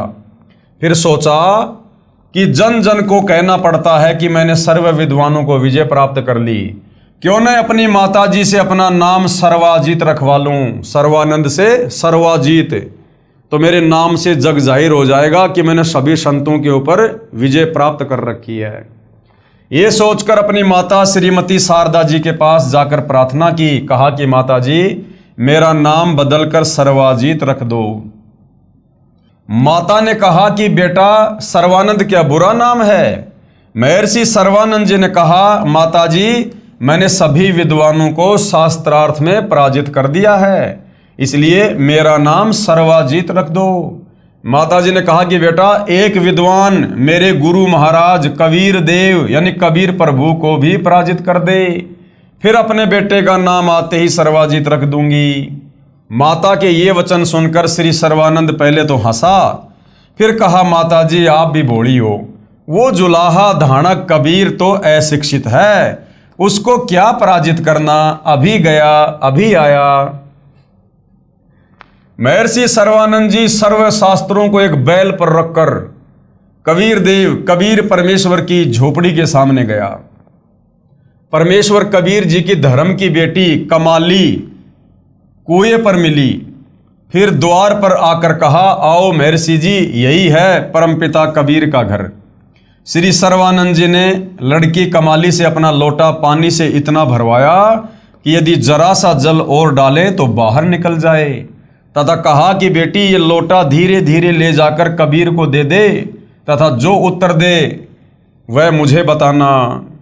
लड़की कमाली द्वारा लाए लोटे में परमेश्वर कबीर यानी कबीर देव जी ने एक कपड़े सीलने वाली बड़ी सुई डाल दी, मोटी सुई। कुछ जल लोटे से बाहर निकलकर पृथ्वी पर गिर गया, तथा कहा, पुत्री, ये लोटा श्री सर्वानंद जी को लौटा दो। लोटा वापस लेकर आई लड़की कमाली से सर्वानंद जी ने पूछा कि क्या उत्तर दिया कबीर ने। कमाली प्रभु द्वारा सुई डालने का वृतांत सुनाया। तब महर्षि सर्वानंद जी ने परम पूज्य कबीर परमेश्वर अर्थात कबीर देव से पूछा कि आपने मेरे प्रश्न का क्या उत्तर दिया। प्रभु कबीर जी ने पूछा कि आपने क्या प्रश्न किया था भाई। श्री सर्वानंद महर्षि जी ने कहा, मैंने सभी विद्वानों को शास्त्रार्थ में पराजित कर दिया है। मैंने अपनी माता जी से प्रार्थना की थी कि मेरा नाम सर्वाजीत रख दो। मेरी माता जी ने आपको पराजित करने के पश्चात मेरा नाम परिवर्तन करने को कहा है। आपके पास लोटे को पूर्ण रूपेण जल से भरकर भेजने का तात्पर्य है कि मैं ज्ञान से ऐसे परिपूर्ण हूं जैसे लोटा जल से, इसमें और जल नहीं समाएगा। अर्थात तेरा ज्ञान मेरे ऊपर कोई काम नहीं करेगा, कोई असर नहीं करेगा कबीर, इसलिए तू मेरे से ज्ञान चर्चा करने की सोच भी मत। इसमें और जल नहीं समाएगा। वह बाहर ही गिरेगा। अर्थात मेरे साथ ज्ञान चर्चा करने से कोई लाभ नहीं होगा, सीधे सीधे अपनी हार स्वीकार कर ले। आपका ज्ञान मेरे अंदर नहीं समाएगा, व्यर्थ ही थूक मत होगे, इसलिए हार लिख दो, इसी में आपका हित है। पूज्य कबीर परमेश्वर कबीर देव ने कहा कि आपके जल से परिपूर्ण लोटे में लोहे की सुई डालने का अभिप्राय है कि मेरा ज्ञान यानी तत्व ज्ञान इतना भारी यानी सत्य है कि जैसे सुई लोटे के जल को बाहर निकालती हुई नीचे जाकर रुकी, इसी प्रकार मेरा तत्व ज्ञान आपके असत्य ज्ञान यानी लोकवेद को निकालकर आपके हृदय में समा जाएगा। महर्षि सर्वानंद जी ने कहा प्रश्न करो, और वहां पर सारे जुलाई इकट्ठे हो गए। ओहो, आज तो पंडित जी आ गए हो। अब उस समय गुरुदेव ने बताया कोई पंडित अगर इस प्रकार से अगर शूद्रों की कॉलोनी में आ जाता था तो ऐसे इकट्ठे होकर देखते थे जैसे गांव में कोई हाथी आ गया हो, क्योंकि बहुत ज़्यादा छुआछात किया करते थे, 10 कदम दूर हट के चला करते थे, जिनको आज वर्तमान में नादानी के चलते हम शूद्र जाति का नाम देते हैं। महर्षि सर्वानंद जी ने कहा प्रश्न करो, एक बहुचर्चित विद्वान को जुलाहू धानकों के मोहल्ले कॉलोनी में आया देखकर आसपास के भोले भाले अशिक्षित जुलाहे शास्त्रार्थ सुनने के लिए एकत्रित हो गए। पूज्य कबीर देव जी ने प्रश्न किया। अब परमात्मा तो सबसे वही प्रश्न किया करते थे सीधी भाषा में, ताकि सुनने वालों को भी समझ में आ जाए बात कि कौन ब्रह्मा का पिता है और कौन विष्णु की माँ और शंकर का दादा कौन है, सर्वानंद दे बता। उत्तर महर्षि सर्वानंद जी का। अब उसने तो वो शिकली सुनानी शुरू कर दी, रटी रटाई बात। श्री ब्रह्मा जी रजोगुण हैं तथा श्री विष्णु जी सतगुण युक्त हैं तथा श्री शिव जी तमोगुण युक्त हैं। ये तीनों अजर अमर अर्थात अविनाशी हैं, सर्वेश्वर महेश्वर मृत्युंजय हैं। इनके माता पिता कोई नहीं, आप अज्ञानी हो। अब भाई और बहनों ध्यान देना, क्योंकि तत्व ज्ञान है, हमें अपने गुरुदेव भगवान की लेखनी भी ऑटोमेटिक समझ में आ जाएगी। तो यहां पर पूज्य गुरुदेव भगवान सतगुरु रामपाल जी ने सर्वानंद की ओर से जो उस समय उसने बोला था, जो हमें यहां लिखकर बताया, सर्वानंद ने कहा कि श्री ब्रह्मा जी तो रजोगुण हैं तथा श्री विष्णु जी सतगुण युक्त हैं तथा शिव जी तमोगुण युक्त हैं। तो भाई और बहनों, जहां तक इस तुच्छ दो कोटि के जीव की बुद्धि काम कर रही है अपने गुरुदेव के आशीर्वाद से, तो उस समय सर्वानंद ने ये नहीं कहा कि ब्रह्मा जी रजोगुण हैं, विष्णु जी सतोगुण हैं और शंकर जी तमोगुण हैं। अब ये बातें तो भाई और बहनों बार बार आप और हमारे दिलो दिमाग में डालने के लिए, ताकि हमें ब्रह्मा विष्णु महेश की वास्तविक स्थिति का ज्ञान हो, ताकि हम गीता जी अध्याय 7 श्लोक नंबर 12 से 15 को समझकर और इन देवी देवताओं की असमर्थता से परिचित हो सकें, इन शास्त्रों को समझ सकें कि वास्तव में 3 गुण क्या हैं और ये तीनों देवता एक एक गुण युक्त हैं। अन्यथा विचार करो भाई और बहनों, अगर सर्वानंद को इस बात का ज्ञान होता कि श्री ब्रह्मा जी रजोगुण है, विष्णु जी सतोगुण है और शिव जी जो है वो तमोगुण है, तो क्या गीता अध्याय 7 श्लोक नंबर 12 से 15 जिसमें तीनों गुणों की पूजा करने के लिए मना किया गया है, क्या सर्वानंद को ये बात समझ में नहीं आती? तो पूज्य गुरुदेव भगवान आप और हमें दृढ़ करने के लिए सर्वानंद की ओर से इस प्रकार की बातें यहां पर बता रहे हैं। बाकी आगे की जो बातें वो सर्वानंद ने जो कि त्यों कही, क्योंकि उसने यही सुन रखा था कि यही तीनों अजर अमर अर्थात अविनाशी हैं, सर्वेश्वर महेश्वर और मृत्युंजय हैं, इनके माता पिता कोई नहीं है। ये सारी बातें सर्वानंद ने जो कि त्यों कही। आप अज्ञानी हो, अपने शास्त्रों का ज्ञान नहीं है, ऐसे ही ऊट पटांग प्रश्न किया। सर्व उपस्थित श्रोताओं ने ताली बजाई तथा महर्षि सर्वानंद जी का समर्थन किया। अब महर्षि सर्वानंद ने तो जो समाज में लोकवेद के आधार पर ब्रह्मा विष्णु महेश भगवान बन बैठे हुए थे, जब सर्वानंद ने जनता के उन तथाकथित आधे अधूरे भगवान ब्रह्मा विष्णु महेश की प्रशंसा कर दी ना कि अजरो अमर है, मृत्युंजय है, सर्वेश्वर है, महेश्वर है, तो लोगों ने अपने भगवानों की प्रशंसा सुनकर तालियां बजा दी। पूज्य कबीर प्रभु, अब बार बार जैसे गुरुदेव यहां पर शब्द यूज कर रहे हैं कबीर देव, तो यहां बार बार गुरुदेव क्यों लिख रहे हैं? क्योंकि वेदों में सीधा सीधा ये कबीर नाम नहीं है। वेदों में परमेश्वर का नाम कबीर देव, कबीर अग्नि, ताकि हमारे दिलो दिमाग में ये बात बैठ जाए कि वेदों में कबीर परमेश्वर को कबीर देव और कबीर अग्नि करके लिखा है। ताकि वेदों के श्लोक समझाते समय आप और हमें अच्छे से समझ में आ सकें। पूज्य कबीर प्रभु यानी जिनका वैदिक नाम है कबीर देव जी ने कहा कि महर्षि जी आप श्री मद देवी भागवत पुराण के 3रे स्कंद तथा श्री शिव पुराण का 6ठा तथा 7वां रुद्र संहिता अध्याय प्रभु को साक्षी रखकर गीता जी पर हाथ रखकर पढ़िए तथा अनुवाद सुनाइए। अब महर्षि सर्वानंद जी ने पवित्र गीता जी पर हाथ रखकर शपथ ली कि सही सही सुनाऊंगा। अब महर्षि ने तो सोचा कि जो मैंने बोल दिया बस वही लिखा इन शास्त्रों में, क्योंकि ये लोग उनको पढ़ते कम थे और अपने गुरुओं से सुने सुनाई बातों को आगे ज्यादा प्रचारित किया करते थे। पवित्र पुराणों को प्रभु कबीर यानी कबीर देव जी के कहने पर पश्चात ध्यान पूर्वक पढ़ा। श्री शिव पुराण गीता प्रेस गोरखपुर से प्रकाशित, जिसके अनुवादक हैं श्री हनुमान प्रसाद पोदार, पेज नंबर 100 से 103 पर लिखा है कि सदाशिव अर्थात काल रूपी ब्रह्म तथा प्रकृति यानी दुर्गा के संयोग से यानी पति पत्नी व्यवहार से सतगुण श्री विष्णु जी, रजगुण श्री ब्रह्मा जी तथा तमगुण श्री शिव जी का जन्म हुआ। यही प्रकृति दुर्गा जो अष्टंगी कहलाती है, ये त्रिदेव जननी तीनों देवता ब्रह्मा विष्णु शिव की माता कहलाती है। अब भाई और बहनों, ये बातें भी शास्त्र को पढ़ने के बाद सर्वानंद को उसी समय समझ में आई जब प्रभु ने अपना आशीर्वाद दिया। प्रभु ने कहा कि ध्यान से पढ़, तो परमात्मा ध्यान केंद्रित करवाते हैं, अपना आशीर्वाद देते हैं। नहीं, वो सर्वानंद इन अध्यायों को तो दिन रात पढ़ा करता था। पवित्र श्री मददेवी पुराण गीता प्रेस गोरखपुर से प्रकाशित, अनुवादक श्री हनुमान प्रसाद पोदार तथा चिमनलाल गोस्वामी, 3रे स्कंद में पेज नंबर 114 से 123 तक में स्पष्ट वर्णन है कि भगवान विष्णु जी कह रहे हैं कि यह प्रकृति यानी दुर्गा हम तीनों ब्रह्मा विष्णु महेश की जननी यानी माता है। और मैंने इसे उस समय देखा था जब मैं छोटा सा बच्चा था। माता जी की स्तुति करते हुए श्री विष्णु जी ने कहा कि हे माता दुर्गा, मैं यानी विष्णु ब्रह्मा तथा शिव तो नाशवान हैं, यानी हमारा तो जन्म और मरण होता है, हमारा तो आविर्भाव यानी जन्म तथा तिरोभाव यानी मृत्यु होती है। आप प्रकृति देवी हो। गीता अध्याय 14 श्लोक नंबर 3, 4, 5 में दुर्गा को प्रकृति भी कहा है। भगवान शंकर ने कहा कि हे माता, यदि ब्रह्मा व विष्णु आपसे उत्पन्न हुए हैं तो मैं भी शंकर आप ही से उत्पन्न हुआ, अर्थात आप मेरी भी माता हो। यानी ब्रह्मा विष्णु महेश की माँ ये दुर्गा साबित हो गई। महर्षि सर्वानंद जी पहले सुने सुनाए अधूरे शास्त्र विरुद्ध ज्ञान लोकवेद के आधार पर तीनों ब्रह्मा विष्णु तथा शिव को अविनाशी व अजन्मा कहा करता था।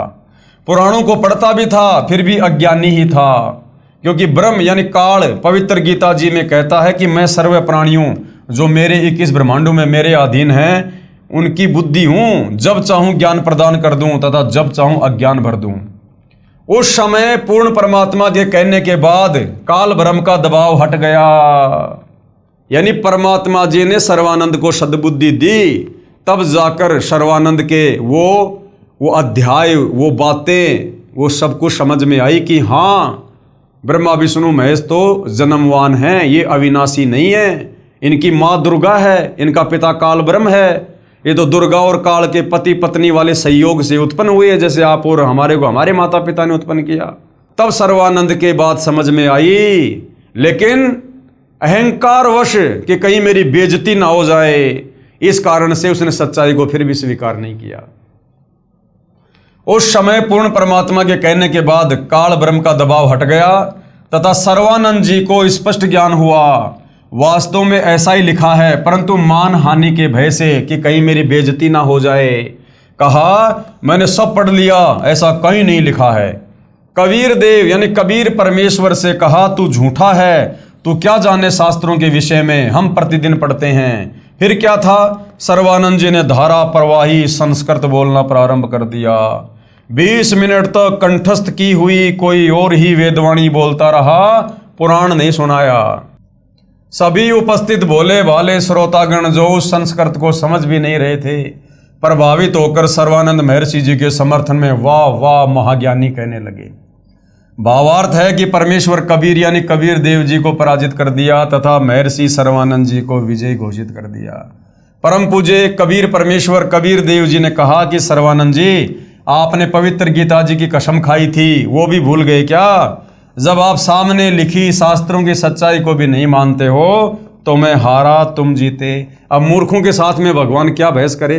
आप और हमें भी परमात्मा शिक्षा दे रहे हैं कि जब किसी ने तुम्हारी बात मानी नहीं तो उसके आगे हाथ जोड़ के आगे निकल लो।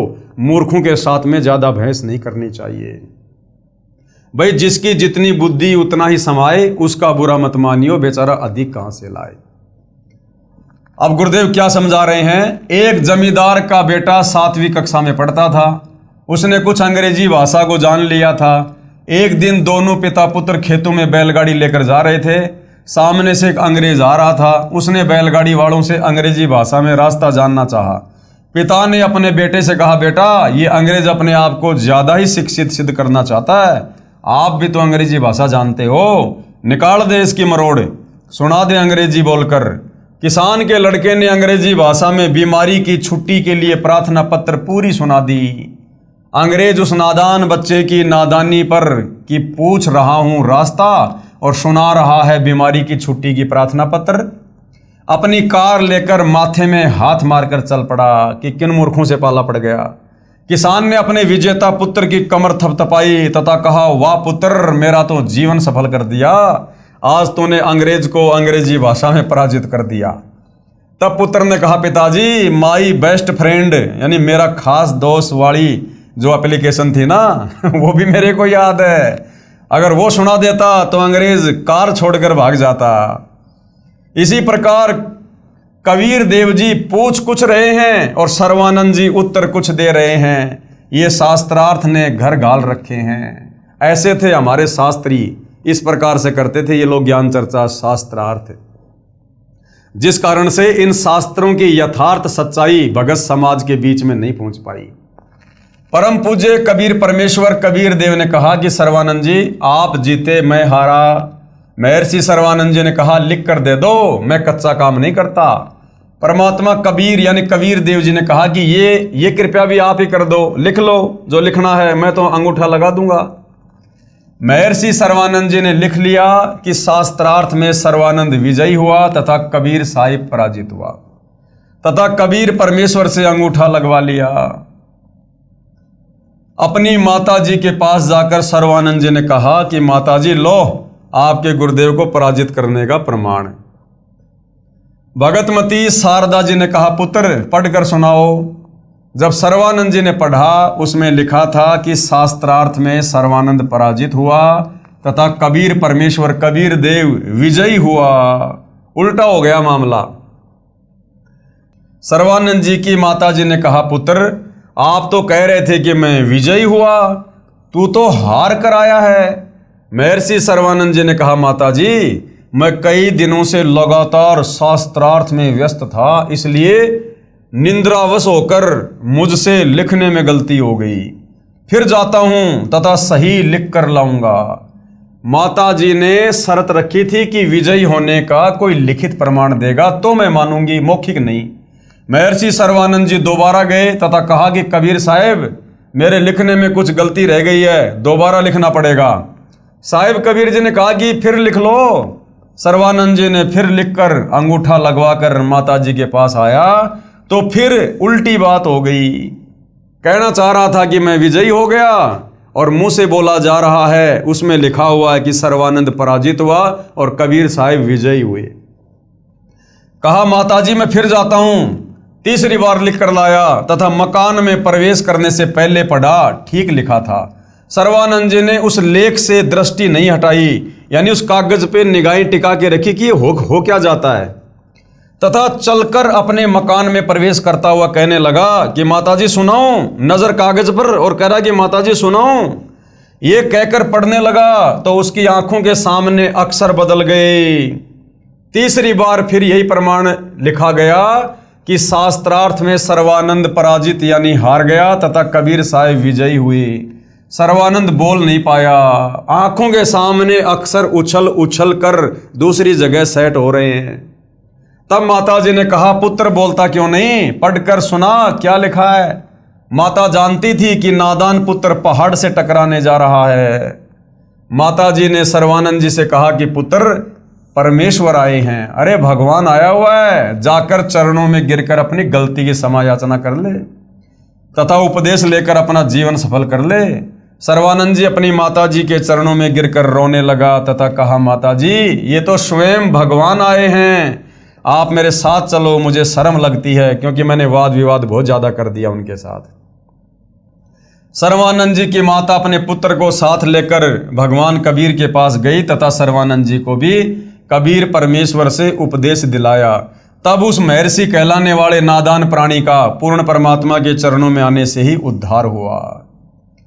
पूर्ण ब्रह्म कबीर परमेश्वर कबीर देव ने कहा, सर्वानंद आपने अक्षर ज्ञान के आधार पर भी शास्त्रों को नहीं समझा, क्योंकि मेरी शरण में आए बिना ब्रह्म यानी ये काल किसी की बुद्धि को पूर्ण विकसित नहीं होने देता। अब फिर पढ़ो इन्हीं पवित्र वेदों व पवित्र गीता जी तथा पवित्र पुराणों को। अब आप ब्राह्मण हो गए हो। ब्राह्मण सोई जो ब्रह्म पहचाने, विद्वान वही है जो पूर्ण परमात्मा को पहचान ले, फिर अपना कल्याण करवाए। अब क्या कह रहे हैं गुरुदेव, आज से 550 वर्ष पहले यही पवित्र वेदों, पवित्र गीता जी व पवित्र पुराणों में लिखा ज्ञान कबीर परमात्मा यानी कबीर देव जी ने अपनी साधारण वाणी में, कबीर वाणी में दिया था, जो उस समय से तथा आज तक के महर्षियों ने व्याकरण त्रुटि युक्त भाषा कहकर पढ़ना भी आवश्यक नहीं समझा, तथा कहा कि कबीर तो अज्ञानी है, इसे अक्षर ज्ञान तो है ही नहीं, ये क्या जाने संस्कृत भाषा में लिखे शास्त्रों में छुपे गूढ़ रहस्यों को। हम विद्वान हैं, जो हम कहते हैं वह सब शास्त्रों में लिखा है, तथा श्री ब्रह्मा जी, श्री विष्णु जी व श्री शिव जी के कोई माता पिता नहीं है। ये तो अजन्मा, अजर, अमर, अविनाशी तथा सर्वेश्वर महेश्वर मृत्युंजय हैं, सर्व सृष्टि रचनहार हैं और तीनों गुण युक्त हैं। आदि आदि व्याख्या ठोक कर अभी तक कहते रहे।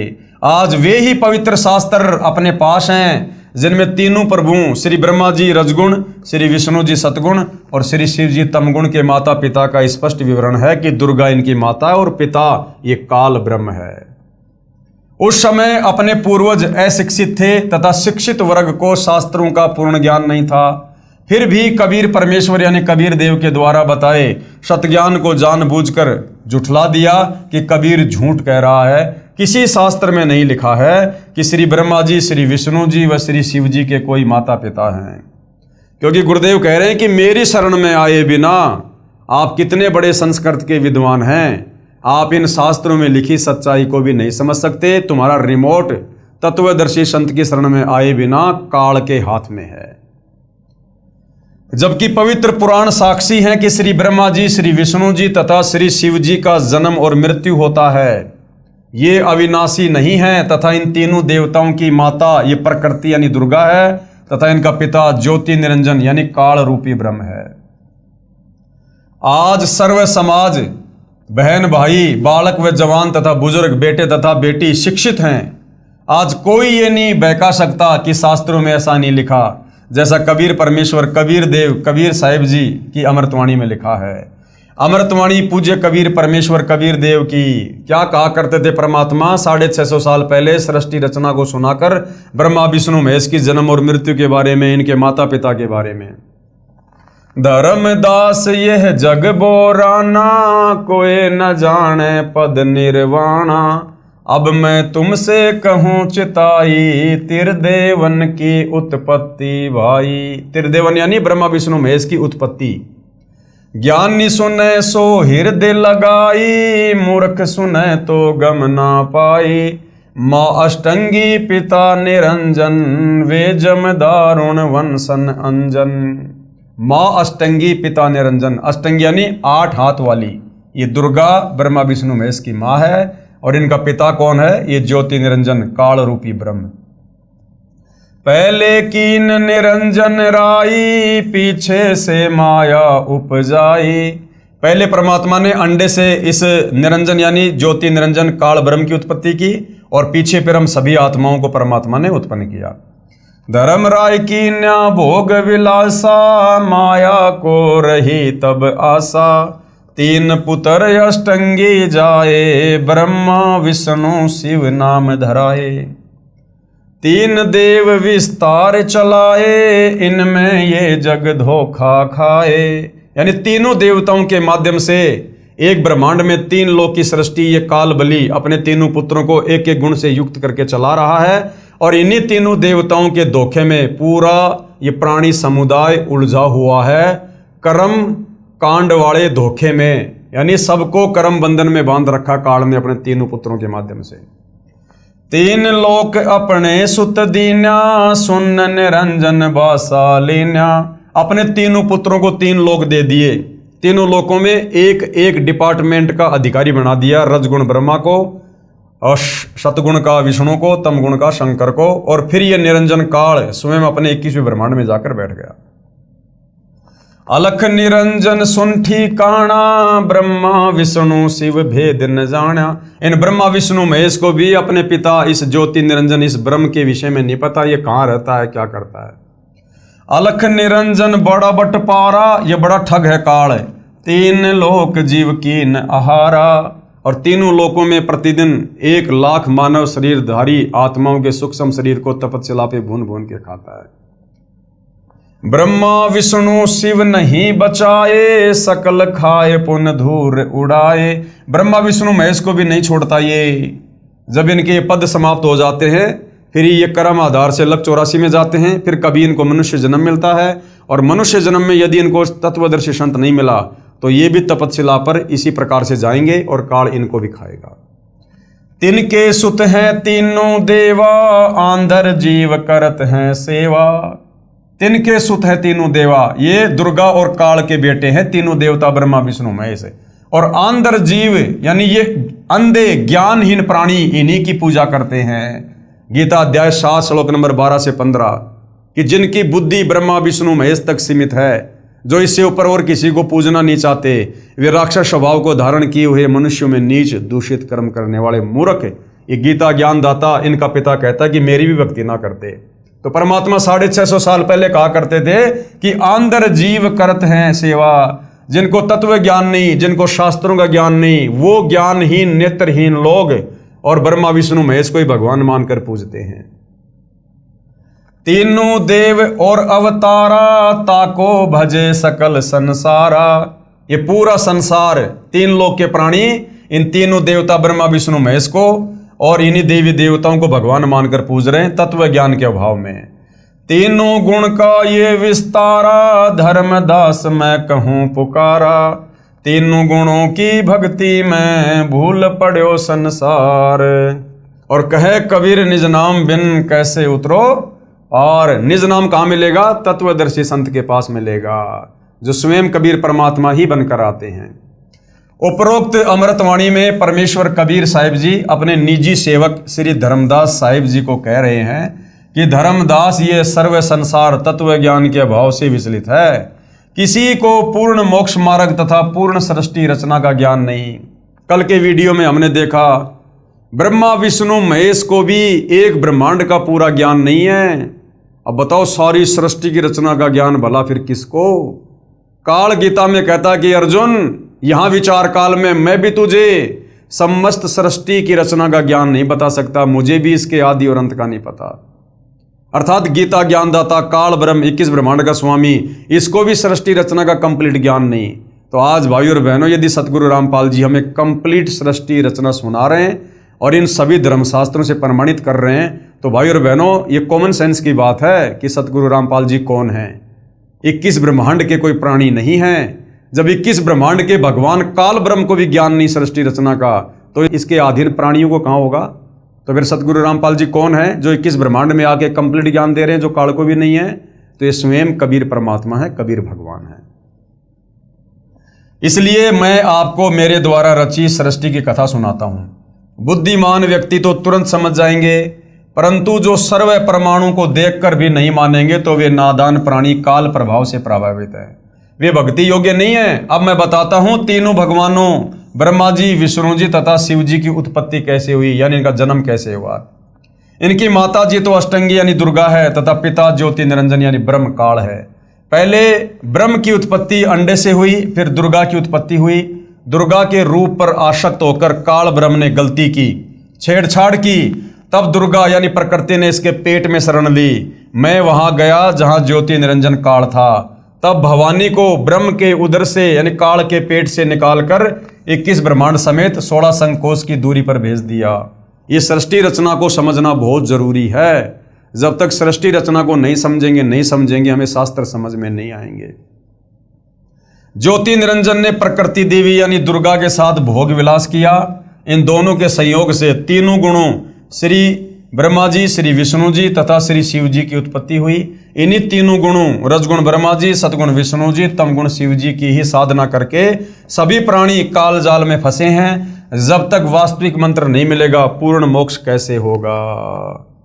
तो भाई और बहनों, पूज्य गुरुदेव भगवान ने अपनी पवित्र पुस्तक ज्ञान गंगा में सर्व धर्म शास्त्रों का निष्कर्ष निकालकर नींबू की तरह निचोड़ कर, जैसे होता ना कि ये गन्ने का जूस बनाने वाले होते हैं और किस प्रकार से उस गन्ने को बार बार तोड़ के मरोड़ के मशीन में दे दे के उसका सारा जूस निकाल लेते हैं और जो वो कचरा होता है उसको फेंक देते हैं। उस कचरे में एक टपका भी आपको रस नहीं मिलेगा कि कोई चींटी भी उसको अपना भोजन बना ले। इसी प्रकार सतगुरु रामपाल जी ने गन्ने के छिलकों की तरह इन धर्म शास्त्रों का जो निष्कर्ष है, जो निचोड़ है, जो सार है, वो अपने सत्संगों में डाल दिया, अपने द्वारा लिखित ज्ञान गंगा जैसी पवित्र पुस्तकों में डाल दिया।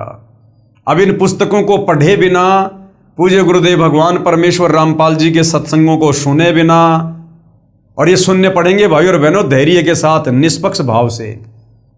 आप भूल जाओ कि सतगुरु रामपाल जी के लिए लोग क्या कह रहे हैं, धर्मगुरु क्या कह रहे हैं, सतगुरु रामपाल जी किस जाति में हैं, किस धर्म में हैं, वो पढ़े लिखे हैं या नहीं है। भूल जाओ आप इन बातों को।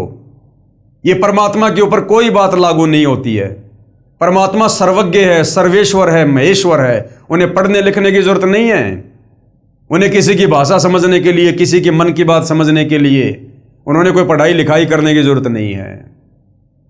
जिस परमेश्वर ने सर्व सृष्टि की रचना की है, सर्व प्राणियों की उत्पत्ति की है, 184 योनि में सर्व जीव जंतुओं की, पशु पक्षियों की उत्पत्ति की है, वो परमेश्वर तो उन पशु पक्षियों के मन की बात को भी जानता है, उनकी भाषा को भी समझता है। कहते हैं चींटी पायल बाजे पैर, साहिब सुनता है सब लहर। अंतर्यामी एक तुम आत्म के आधार, जो तुम छोड़ो हाथ तो मैं कौन उतारे पार। तो भाई और बहनों, जब तक हम सतगुरु रामपाल जी के सत्संगों को निष्पक्ष होकर नहीं सुनेंगे या उनके द्वारा लिखित पुस्तकों को धैर्य से नहीं पढ़ेंगे, हम इस अनमोल मनुष्य जीवन को बर्बाद करके चले जाएंगे। और एक बार यदि ये मनुष्य जीवन हाथ से छूट गया, फिर हमारे हाथ में कुछ नहीं है।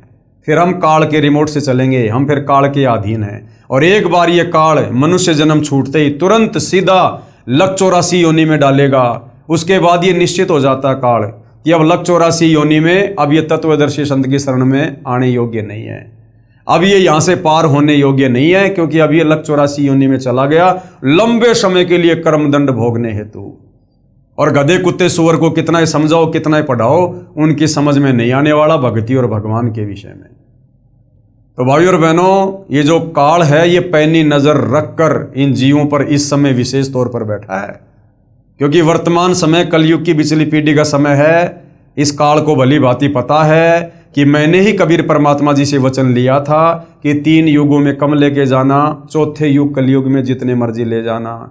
तो इसको पता है कि वो परमात्मा इस समय धरती पर आएगा और इन जीव आत्माओं को तत्व ज्ञान देकर, सृष्टि रचना बताकर, धर्मशास्त्रों की सच्चाई बताकर जो मैंने छुपा दी है, जो मैंने अज्ञान प्रचार मेरे काल दूतों के माध्यम से, महर्षियों के माध्यम से, शंकराचार्यों के माध्यम से मैंने करवा रखा है, उस अज्ञान का नाश अपने तत्व ज्ञान से करके अपनी आत्माओं को समझाकर सतलोक ले जाएगा। मेरा भोजन यहाँ से निकाल कर ले जाएगा। तो अब इसको विशेष चिंता बनी हुई है। तो अब ये अज्ञान फैलाने की कोशिश करेगा। इसने पूरा काम सेट कर दिया। इसने दुनिया भर के धर्म बना दिए। आप और हम इंसानों को जातियों में बांट दिया। अरे जबकि गधे की कोई जाति नहीं, कुत्ते की कोई जाति नहीं, अन्य जानवरों की कोई जाति नहीं, उनमें कोई धर्म नहीं, उनमें कोई समुदाय नहीं, और हम इंसानों को जातियों में बांट दिया, धर्मों में बांट दिया, अलग अलग हमारी जो है किताबें बनवा दी। हम अपने अपने धर्म को, अपने अपने शास्त्रों को सर्वश्रेष्ठ मानकर आपस में लड़ रहे हैं, झगड़ रहे हैं, मर रहे हैं, हम कट रहे हैं। क्यों? ये काल का षड्यंत्र है। क्योंकि इस समय धरती पर परमात्मा ने तत्वदर्शी संत के रूप में आना था, आ चुके हैं। और काल चाहता था कि मैं इनको आपस में इस प्रकार बांट दूं धर्म और जातियों में, शास्त्रों में, कि ये आपस में अपने आप को ही सर्वश्रेष्ठ बताकर लड़ते रहे, झगड़ते रहे और तत्वदर्शी संत की शरण में आकर अपनी आत्मा का कल्याण ना करवा सके। तो भाइयों और बहनों, इस षड्यंत्र का भी तभी पता चलेगा जब हम जगत गुरु तत्वदर्शी सतगुरु रामपाल जी के सत्संगों को सुनेंगे। और ऐसा निर्मल ज्ञान भाइयों और बहनों, ये किसी इंसान के बस की बात है क्या? इंसान तो इनको 10 बार इनको पढ़कर भी नहीं समझ सकता। 10 बार पढ़ेगा तब कहीं जाकर ये अध्यात्म ज्ञान समझ में आने लगेगा धीरे धीरे कि हाँ, सतगुरु रामपाल जी ने किस प्रकार से सर्व धर्मशास्त्रों की यथार्थ व्याख्या करके उनका निष्कर्ष निकाल के अपने प्रवचनों में डाल रखा, अपने सत्संगों में डाल रखा है। और फिर उनकी शरण में आने के बाद जब ये आशीर्वाद देंगे, हमारा ज्ञान योग खोलेंगे, तब ये काल हमारी बुद्धि से हटेगा, तब हमें उनके ये प्रवचन, उनकी पुस्तकें असल में समझ में आएंगी। तो भाइयों और बहनों, ये 4 दिन का जीवन है। मत भूलो कि हम पहले गधे, कुत्ते, सुअर, कीट, पतंग, मक्खी, मच्छर, गंदी नाली के कीड़े अनंत करोड़ अरबों बार रह चुके हैं। और एक मनुष्य जीवन 184 योनियां भोगने के बाद मिलता है परमात्मा के आशीर्वाद से। और ये केवल परमात्मा प्राप्ति के लिए मिलता है, दूसरा इसका विशेष कोई प्रयोजन नहीं होता। बाकी तो बेटा बेटी जो भी हैं, खाना पीना, काम धंधा, व्यापार, काम, बिजनेस, ये तो अपने संस्कारवश मिलता है। लेकिन ये भक्ति परमात्मा विशेष रजा करके देता है। भक्ति कोई संस्कार से नहीं मिलती है, भक्ति तो परमात्मा स्वयं अपने आशीर्वाद से अपनी रजा करके देता है। तो ये रजा आज परमात्मा ने पूरे विश्व के मानव समाज पर छप्पड़ फाड़ कर रखी है। जिस भगवान को ढूंढते ढूंढते सतयुग, त्रेता और द्वापर बीत गया, लोग भगवान की छाया के दर्शन नहीं कर पाए, आज वो भगवान साक्षात धरती पर संत रामपाल जी के रूप में प्रकट हैं। अब बहुत सारे भाई बहन बिदक जाते हैं कि संत रामपाल जी को भगवान क्यों कह रहे हो? संत रामपाल जी तो एक इंसान है, इंसान कभी भगवान थोड़ी हो सकता है। अरे भाई, थोड़ा ठंडे दिमाग से सोचो। आदरणीय आदि शंकराचार्य जी, जिनको पूरा हिंदू समाज मानता है, आदि शंकराचार्य जी का एक श्लोक है, गुरुर ब्रह्मा गुरुर विष्णु गुरुदेवो महेश्वर है। क्या कह रहे हैं शंकराचार्य जी? कि गुरुर ब्रह्मा, यानी गुरु जो है, गुरु के अंदर ब्रह्मा जी वाले गुण भी हैं, यानी जो लाभ हमें श्री ब्रह्मा जी की भक्ति से मिलेगा वो गुरु की भक्ति में है। जो लाभ हमें विष्णु की भक्ति से मिलेगा वो लाभ भी एकमात्र गुरु की पूजा करने से मिल जाएगा। और गुरुर देवो महेश्वर है, यानी जो लाभ हमें शंकर जी की भक्ति से मिलना चाहिए वो लाभ हमें एकमात्र सतगुरु की शरण में आकर उनकी भक्ति करने से मिल जाएगा। यदि आपने सच्चा गुरु बना लिया, तत्वदर्शी संत है, तो ब्रह्मा विष्णु महेश की आपने कोई अलग से भक्ति यानी इनकी पूजा करने की जरूरत नहीं है। इनकी पूजाओं का लाभ, इनकी भक्ति का लाभ अकेले जगत गुरु तत्वदर्शी संत की शरण में आने से मिल जाएगा। तो गुरुर ब्रह्मा गुरुर विष्णु गुरुर देव महेश्वर है। और फिर क्या कह रहे हैं शंकराचार्य जी? आगे शंकराचार्य जी कह रहे हैं कि गुरुर साक्षात पारब्रह्म। गुरु ही साक्षात क्या है? पारब्रह्म। अब पारब्रह्म कौन है? कबीर। पारब्रह्म कौन है? कबीर देव, कबीर जी। गुरुर साक्षात पारब्रह्म। एक होता ब्रह्म, ब्रह्म यानी एक काल क्षर पुरुष। एक होता है कि परब्रह्म यानी अक्षर पुरुष जिसके साथ संग ब्रह्मांड है। और एक है पार ब्रह्म जिसको पूर्ण ब्रह्म भी कहते हैं, जो सबसे ऊपर है। उत्तम पुरुषतु अन्य परमात्मा इति उदारते, गीता अध्याय 15 श्लोक नंबर 17 के अनुसार। तो पार ब्रह्म की भूमिका भी कौन निभाता है? गुरु। गुरु ब्रह्मा गुरु विष्णु गुरुर देव महेश्वर है। गुरु ही साक्षात पार ब्रह्म। और तस्मै श्री गुरुवे नमः, यानी गुरु ही पार ब्रह्म यानी भगवान की, कबीर की, सारी सृष्टि के मालिक की भूमिका निभाता है। अब गुरु कौन है? गुरु की भूमिका कौन करता है? अब गुरु की भूमिका कौन करेगा? इंसान। कौन? गुरु की भूमिका कौन करता है? इंसान। अरे शंकराचार्य भी तो एक गुरु थे। क्या थे वो? इंसान। ये दुनिया भर में जितने भी गुरु हैं ये कौन है? इंसान। तो वो परमात्मा इंसान नहीं होता, लेकिन वो इंसान की भूमिका करता है, इंसान बनकर लीला करता है आप और हम तक अपना ज्ञान समझाने के लिए। तो गुरु ही ब्रह्मा, गुरु ही विष्णु, गुरु ही देवो महेश्वर है, और गुरु ही साक्षात पार ब्रह्म यानी परमात्मा की भूमिका करता है। और तस्मै श्री गुरुवे नमः। तो गुरु आएगा तो कैसा दिखेगा? इंसान जैसा दिखाई देगा, क्योंकि ज्ञान देने के लिए भगवान ने गुरु बनना पड़ता है। गुरु बिन ज्ञान नहीं। और गुरु कैसा होता है? कोई जानवर जैसा थोड़ी होता है। गुरु इंसान की तरह होता है। इंसानों को समझाने के लिए भगवान इंसान ही तो बनकर आएगा। इसलिए भाई और बहनों, आप भी सही कह रहे हो कि कोई इंसान भगवान नहीं हो सकता। बिल्कुल सही बात है, इंसान भगवान नहीं होता। इंसान कभी भगवान नहीं हो सकता, लेकिन भगवान इंसान बनकर आप और हमें, हमारे बीच में आकर हमें यह ज्ञान समझाता है। क्योंकि हम इंसान तो इंसानों की भाषा समझेंगे ना। भगवान तो हाथी बन के आ जाएगा, क्या हम समझ जाएंगे उनकी आवाज को? इसलिए इंसान भगवान नहीं हो सकता। सत्य कह रहे हो आप। जो लोग कहते हैं कि सतगुरु रामपाल जी तो इंसान हैं, इंसान भगवान कैसे हो सकता है? बिल्कुल इंसान भगवान नहीं हो सकता। जीव जीव होता है, पी होता है। लेकिन भगवान अगर इंसान बनकर आ जाए तो उनको कौन रोक दे भाई? भगवान तो जो मर्जी रूप धारण कर ले, वो तो सर्वशक्तिमान है, सर्व सिद्धियों का स्वामी है। तो आज सतगुरु रामपाल जी इंसान नहीं है, ये इंसान बनकर आप और हमें समझाने की लीला कर रहे हैं। तो भाई और बहनों, समझो, विचार करो। हमारे धर्मशास्त्रों की जो व्याख्या, जो यथार्थ ज्ञान, जो निष्कर्ष अपने तत्व ज्ञान आधार से सतगुरु रामपाल जी ने निकालकर परमात्मा चाहने वाली आत्माओं के समक्ष कर दिया है, खुलासा कर दिया है, सार्वजनिक हो चुका है। क्या सतयुग से लेकर त्रेता, द्वापर और कलयुग बीत गया 5000 साल, क्या सतगुरु रामपाल जी से पहले ये ज्ञान इस प्रकार से किसी ने बताया, समझाया? गीता जी में कौन से वो 3 मंत्र हैं? अध्याय 17 श्लोक 23, ओम तत् सत इति निर्देशे ब्रह्मण त्रिविध समर्थय। क्या आज तक हमारे किसी भी आचार्य, शंकराचार्य, धर्मगुरु ने, क्या ब्रह्मा विष्णु महेश तक ने, क्या आज तक हमारे को इन 3 मंत्रों के भेद के विषय में बताया कि इनके पीछे कौन से मंत्र छुपे हुए हैं? क्या इन 4 वेदों से, गीता जी से किसी ने आज तक कबीर परमेश्वर का नाम निकालकर बताया? क्या किसी ने ये यथार्थ सृष्टि रचना समझाई? और जो जो उनके शरण में आ गए, आज लाखों के गुरुदेव ने उम्र बढ़ा रखी है, असाध्य रोगों को परमेश्वर ने ठीक किया है, उनको भक्ति के योग्य बनाया है। डॉक्टर भी हैरान कि ये मिरेकल हो गया, चमत्कार हो गया। तो भाई और बहनों, परमात्मा स्वयं सतगुरु रामपाल जी के रूप में धरती पर प्रकट हैं। और भाई, जब तक आपने कभी जिंदगी में आम खाए नहीं, और यदि आम के कोई गुण गाएगा तो आपकी समझ में आएंगे नहीं, उसके लिए आम खाना पड़ेगा। तो सतगुरु रामपाल जी की शरण में आना पड़ेगा, उनके सत्संग सुनिए, पुस्तकें पढ़िए, तब आपको पता चलेगा कि वास्तव में परमात्मा कौन होता है, परमात्मा में क्या गुण होते हैं।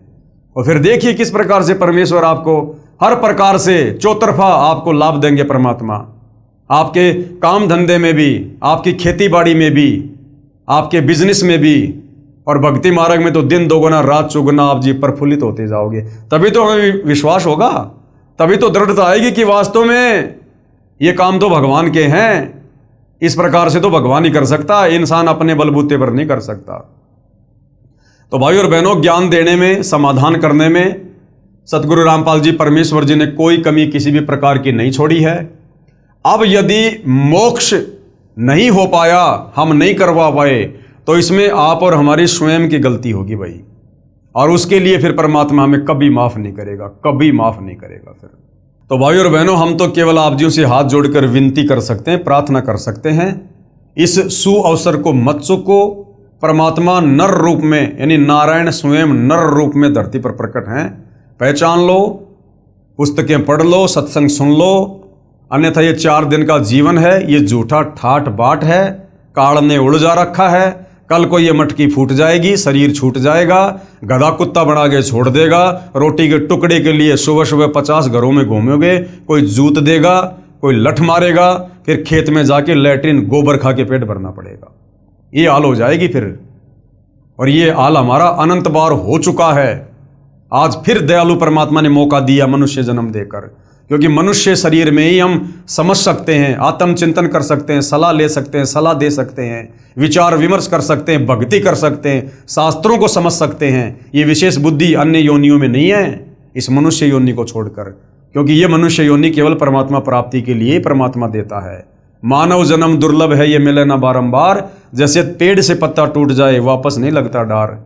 और मानव जन्म पाए के जो नहीं रटे हरि नाम, जिसने भक्ति नहीं करी, बताओ फिर जैसे कुआं जल बिना फिर बनवाया क्या काम।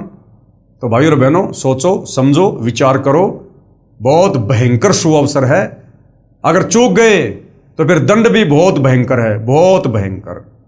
तो खाली विनती कर सकते, प्रार्थना कर सकते हैं। आज परमपिता परमेश्वर जी के आशीर्वाद से इस पवित्र ज्ञान गंगा पुस्तक के ऊपर वीडियो बनाने की श्रृंखला समाप्त हो रही है। इसके बाद कुछ भगत आत्माओं के इंटरव्यू हैं जो उन्होंने सतगुरु रामपाल जी से उपदेश प्राप्त करने के बाद भक्तों के साथ में शेयर किए हैं कि हम किस प्रकार से दुखी थे, परेशान थे, शरीर से, परिवार से, तीन ताप के कष्टों से, अपने भाग्य से, कर्मदंड से, और जैसे सतगुरु रामपाल जी की शरण में आए, आज परमेश्वर जी के आशीर्वाद से वो 16 आने स्वस्थ हैं और तन मन से परमेश्वर की भक्ति में लगे हुए हैं। तो भाइयों और बहनों, परमात्मा किसी का रिश्तेदार नहीं है, ये समदृष्टि है। जो इनकी मर्यादाओं में रहकर, इनके वचन में रहकर इनकी भक्ति करेगा, उन सबको परमेश्वर इसी प्रकार से स्वस्थ करते हैं और माला माल करते हैं। तो भाइयों और बहनों, जो प्रारब्ध के कष्ट हैं, तीन ताप के जो कष्ट हैं, उनको कोई डॉक्टर नहीं काट सकता, कोई साइंटिस्ट नहीं काट सकता, कोई जंत्र मंत्र करने वाला समाप्त नहीं कर सकता। उनको तो कबीर परमात्मा स्वयं ही धरती पर संत रूप में प्रकट होकर अपने विशेष आशीर्वाद से, भक्ति देकर अपने आशीर्वाद से काटते हैं, दूसरा कोई तरीका नहीं। और आने वाला समय दुनिया के पाप कर्म उजागर होने का समय है, भयंकर कष्टों का दौर है। अभी हम युग परिवर्तन के दौर में हैं। 2028 युग परिवर्तन का निश्चित समय है और युग परिवर्तन प्रकृति का अटल सिद्धांत है। और समय रहते यदि हम सतगुरु रामपाल जी की शरण में नहीं आए तो आने वाले समय में भयंकर रूप से पीड़ाओं के साथ अपना प्रारब्ध भोगेंगे, कोई बचा नहीं पाएगा फिर। और जितना लेट सतगुरु रामपाल जी की शरण में आओगे, उतनी लेट उस दरबार में फिर आपकी सुनवाई होगी, उतनी ही लेट। तो समझदार को संकेत ही काफ़ी होता है। तो भाइयों और बहनों, कल हम गुरुदेव भगवान के आशीर्वाद से फिर सेवा में हाजिर होंगे और उन तमाम भगत भाई बहनों के इंटरव्यू हम पढ़ेंगे जो परमेश्वर की शरण में आने से पहले महादुखी थे और गुरुदेव की शरण में आने के बाद किस प्रकार से वो घर आज खुशी से झूम रहे हैं, साथ में परमात्मा मिल गया, भक्ति मिल गई और आत्म कल्याण के मार्ग पर लगे हुए हैं। तो आज की वीडियो में केवल इतना ही। पूज्य गुरुदेव भगवान हम सबको आज्ञा दें, आशीर्वाद दें, सद्बुद्धि दें, हमारा मार्गदर्शन करें, हमें भ्रमने भटकने से बचाएं। बंदी छोड़ सतगुरु रामपाल जी परमेश्वर जी की जय हो।